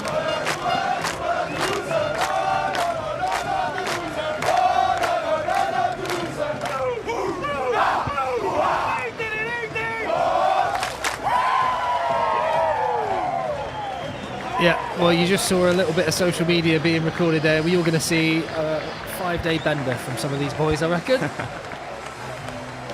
And he's earned it. Not another man of the match medal for Jack Willis, is it? Oh, lovely, this moment. Oh, bless. Oh, that's cool. That is a nice moment when you bring a kid on the pitch as well to celebrate. There's Alan Ryan, the performance coach. Was at Wasps back in the day as well. Was a fantastic performance director. He's leaving actually end of the season. And he's one of the reasons they've won 4 out of 4. His ability to keep the team fresh, to rest the players at the right time, has been phenomenal. What a man. What a man. Keeping players like Jack ready and fully prepped for the final. To play a final like we just saw, he's incredible tonight, wasn't he? Oh, that's special. His dad goes through every single moment that he plays, doesn't he? I remember when he got that ACL injury back when he was younger at Wasps, and everyone was talking about him going on the England tour. And I remember speaking to his dad that day. That he's a he wears it, doesn't he? Yeah. He wears it. Yeah, he really, really does. Special days. That must be awesome. It'll be such a good time in France. Agen's halfway between two. Oh, is he man of the match? Jack Willis. Ladies and gentlemen, Jack Willis. He played that well, he deserves it. I think he was. I'm trying to think who else was close to him tonight. To be fair, Muvaka. Miafu was big tonight, I thought. Some of that front row that went off were phenomenal, but Jack tonight, avec Jack Willis qui me disait que c'était un petit peu un braquage, que Peato Muvaka le méritait aussi. Yeah, Jack, so you stole a bit from Muvaka. Et c'est toi qui l'as gagné en finale ce trophée, mais finalement le plus important c'est le collectif. Vous êtes champion une fois de plus. You've won the trophy tonight. The more important thing is l'effort de toute l'équipe. Les essais de Pietro étaient incroyables. C'est quelque chose que je peux jamais faire dans ma vie. Pietro was incredible. Je suis très fier de ce groupe. I'm very proud of my team. De jouer pour ce club, c'est un honneur d'être capitaine pour ce club. Et je me sens un peu émotionnel parce que c'est un rêve pour moi. Because it's a dream for me to be doing this. C'est ça. On comprend ta fierté, tu as renoncé à jouer pour ton équipe nationale et finalement c'est ça qui te réconforte dans cette idée, c'est venir ici, c'est gagner des titres, c'est jouer pour le Stade Toulousain, c'est ta nouvelle famille finalement. You don't play for your national team anymore, now you have your new family at Toulouse. Je suis arrivé là, c'était un moment de jour dans ma vie. So when I arrived here, it was a difficult moment in my life. Et Toulouse, il me donnait une opportunité de jouer là. J'ai pris tout de suite. I took the opportunity straight away. Parce que c'est un club avec beaucoup d'histoire. Because it's a club with je ne sais pas comment tu dis, mais with much soul, I suppose he's trying to say. Exactement ça. With much soul. Franchement, c'est un honneur de jouer pour ce club, c'est incroyable. It's an honor to play for this club. 4 titres de filet comme ça, c'est quelque chose de très, très special. And to have 4 titles in a row like that is incredible. His French has gone through the roof since the last time I spoke to him in French. Fair play, Jack. Barely 2 play. Here we come. President's ready to give the trophy over. Appropriately enough, good song choice with the rain delay. Bit of AC/DC and thunder. Do you reckon they thought through that? Thunderstruck even. Sorry, say again? Do you reckon they thought through that before? There's a thunderstruck. Yeah.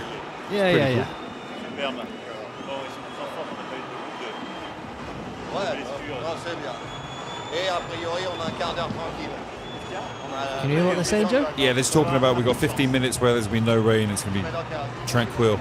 No problems with the weather. Oh, okay.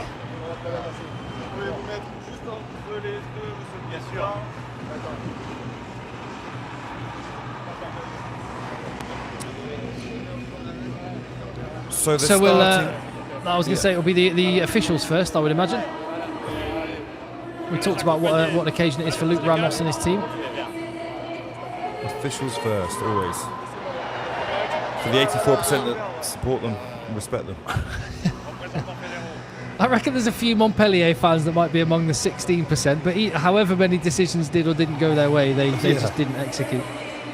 Yeah, there's an epicenter of scrummage coaches from Montpellier who are now in the non-respect camp. In the 16%, yeah. I want to know more about this. It's a nice idea, though.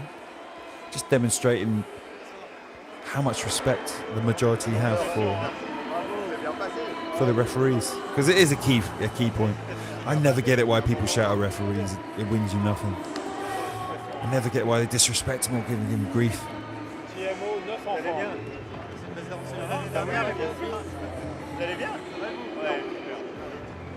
And France now investing heavily in their refs. Big professional body, they pump millions into it. The league and the federation trying to produce more high quality refs. Probably something they should have done 10 years ago, but they're really appreciating now and trying to catch up to create more and more top referees. Well, so this is 11:30 p.m. in France. Will Toulouse or Montpellier, will they stay in Paris tonight, would you imagine?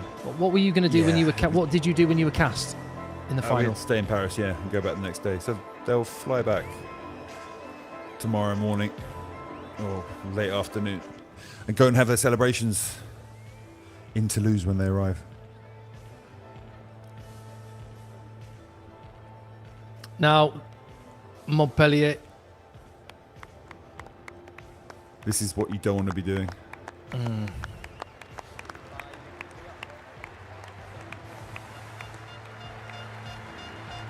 They've had a great season. I know I was mentioning, Joe, that they've only lost twice in 2026. That's the end of an 11-game winning run, which included a Challenge Cup final. I've got so much respect for what they've done this year. They're a team I've watched a lot, a team I've watched grow and create a way of playing that's taken a group of players from being pretty poor last year, relatively poor, to the team really challenging and being in it to win it. Honestly, they're going to look back at this game and kick themselves for a number of opportunities they blew in the 22, and not just in the 22 on the 5-metre line. 4 or 5 glaring ones tonight. But yeah, they've had an incredible season. Great recruitment, and they've got a group of guys you feel they could do something over the next couple of years. Yeah, definitely. But it's that soul that brings you that. That's why I feel for them tonight. The reason they've improved, they've finally created a club that's got some real soul. And you saw some of the players like Nucci, how much it means to them. How do you do that, Joe? Where does that come from? Having a club that's honest and upright and has values, brings in people and doesn't fire them when they think there's a bigger star on the horizon, or fire the coaches when they have a few bad performances. And for a while they kind of did that, kind of knee-jerk reaction you see often, or used to happen in football, probably less now. But it's something they've grown. They've gotten some players who do have a big soul. They got a lot of stick for signing players that had actually been arrested and been in prison for doing various things we'll talk about now. But they've turned them around. They've given them good values, and they've worked on them. They've created a group of people that's really worked hard, and I believe the players push a lot of it. There's a lot of ex-players as coaches, and they've created a real soul around the club. Well, to be on this occasion has been a journey, and they might look back with some fondness in years to come, but it doesn't feel like that right now. No, it's a tough one for those die-hard fans. They've gone all that way, all those hopes and aspirations, coming back down to have a party, and now, boof, creve, puncture that, burst that atmosphere. Yeah, for the fans, it's a real sad one.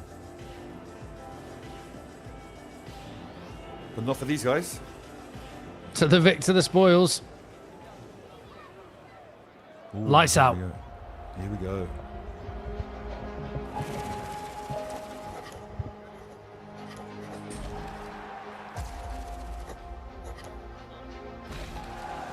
Wow. He would led the team out, and he's the first one to get the medal around his neck. Piatto Malvaca, what a game. Joel Merkler, again, 24. He's 24. What a prop, though. What a player. He's going to be mega for Spain at the World Cup next year. Manny Meafu, he's having another word with Macron about his passport. Is he? Where's my passport? And the whole, Alexander Rumat. I'm imagining, I think it's Ntamak and Dupont are among the players heading down to New Zealand. Yeah, it'll be a long season for them. I know. Well, I think Galtier's only picking the players that have not played that many minutes. Yeah. And a bit of experience in Australia 1 year out from a World Cup, but this is just going to be about celebrating tonight.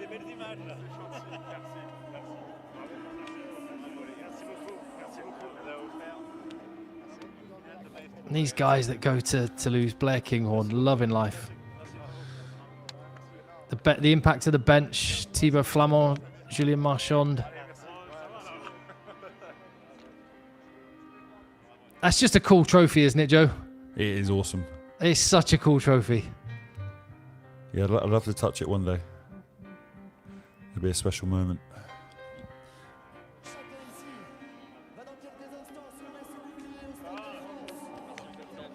The wooden part of it must have been replaced numerous times, though. Yeah, it's been repaired again after the hammering that was given last year by Toulouse. They'll be at it again now. And there's the man, Jack Willis. What a boy.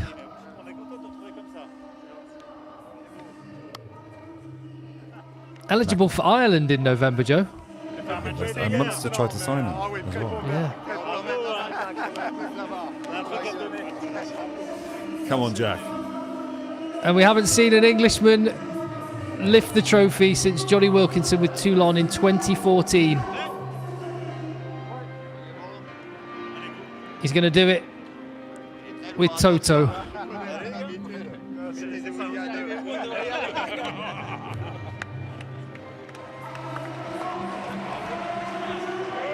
Your 2026 Top 14 champions, Stade Toulousain.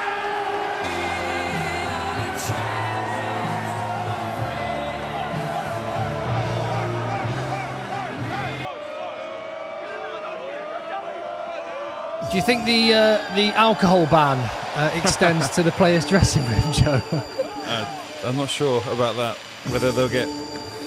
Yes, it must do, huh? Otherwise, I was just. Do you know? I was just about to ask where is Freed from Desire. It's like a Stade de France and Freed from Desire by Gala is so much. Yeah, it's fish and chips. It's strawberries and cream. It's become like the French Sweet Caroline.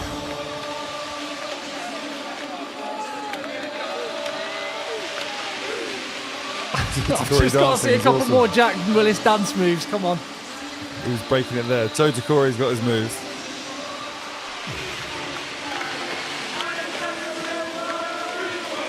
All right, we'll be back with more reflections on an amazing top 14 final.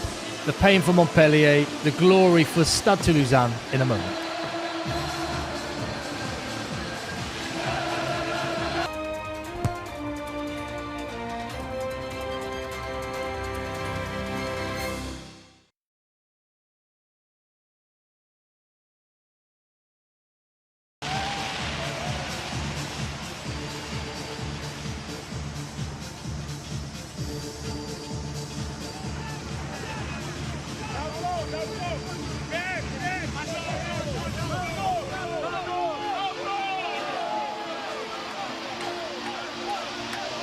Who's still in? Let's get into the YouTube link. See who's still knocking around. Oh, we still got people watching. Here we go. This is so.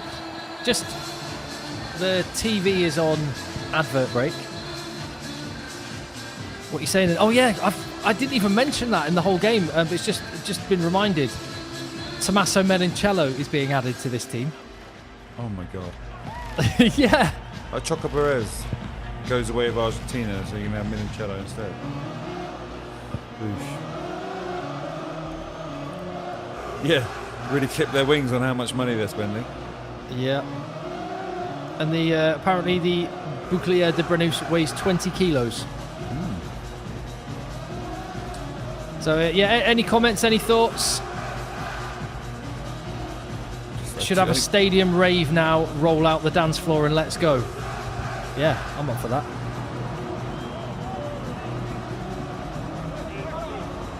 Thank you very much if you're still watching. You're a proper FR UK diehard, and if you haven't already, subscribe to this channel because there'll be more rugby coming.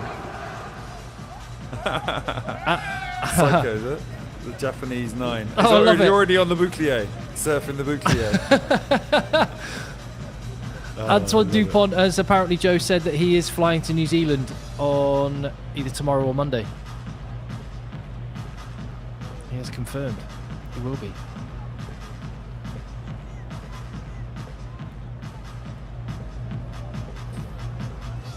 He won't be playing in the first game, will he?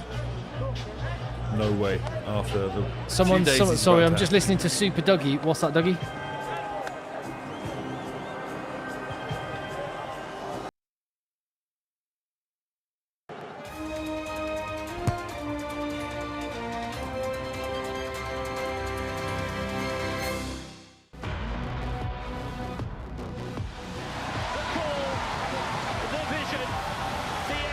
And the try has been scored. Are you not entertained? will score.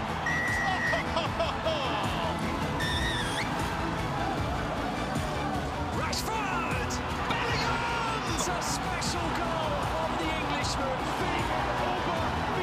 The Samoan mantra is sensational, scoring every time they go forward. Harry Kane has to be him.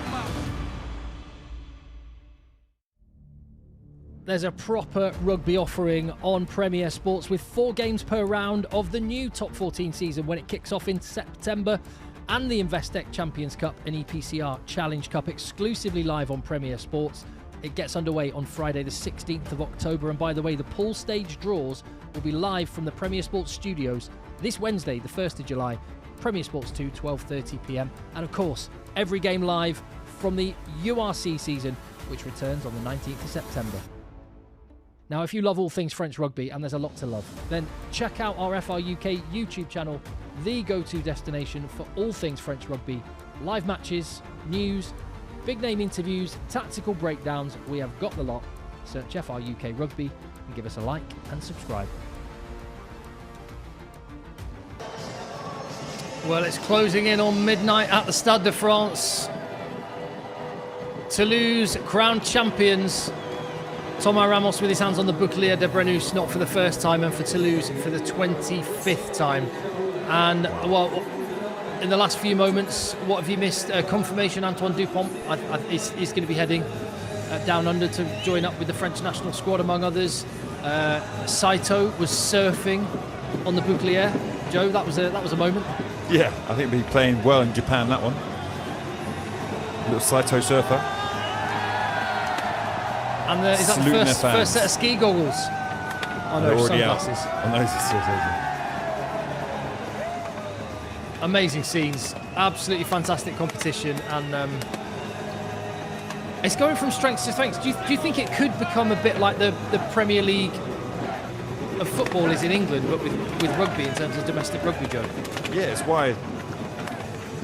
Obviously, Premier Sports, amazing. Thank you for giving us this game, but it's been an incredible experience. They're showing French rugby, we're showing French rugby, trying to build it up. It's an incredible opportunity. It's such a good. It will be the Premier League of world rugby, no doubt about that. Let's get it out to more eyes, more people into it, because it's such an amazing competition. And I mean that part of France, it's one of the few places on planet Earth where rugby is the #1 sport. It's crazy. Yeah, it's a real hotbed, isn't it? Some incredible clubs, incredible rugby history. Ugo Mola just looks like he's out on a Sunday stroll or something. Oh, another trophy. Yeah, who's that dancing away? Is it Ntamak's brother? That's Alexander Ruma, I think. Is that Ruma? He's loving life, whoever it is. He's buzzing. Wrap up of the occasion, Joe. Thoughts on the game? Thoughts on the occasion. Montpellier are going to wake up tomorrow and be pissed off that they didn't take some of the opportunities they had, because that could have been a game. That could have been a game. They had the game that could test Toulouse. We saw it in the second half coming through a bit. Toulouse went out with a game plan of attritional, smash them up. They scored a few tries, thought they were going to run away with it. That second half, Montpellier really came back. They're going to be disappointed tomorrow. But hats off to Toulouse. 25th title. It's just incredible. What a club. What a club.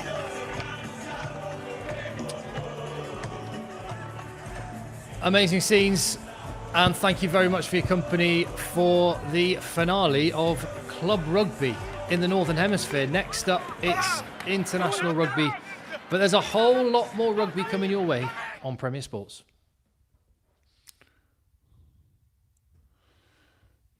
Of club rugby, but have a look at the next gen superstars and some players that could become household names in the future with the World Under-20s Championship. It's underway now, and coverage continuing on Thursday with a hat-trick of games. France against Spain Thursday morning, 9:50 a.m. on Premier Sports 1. Argentina.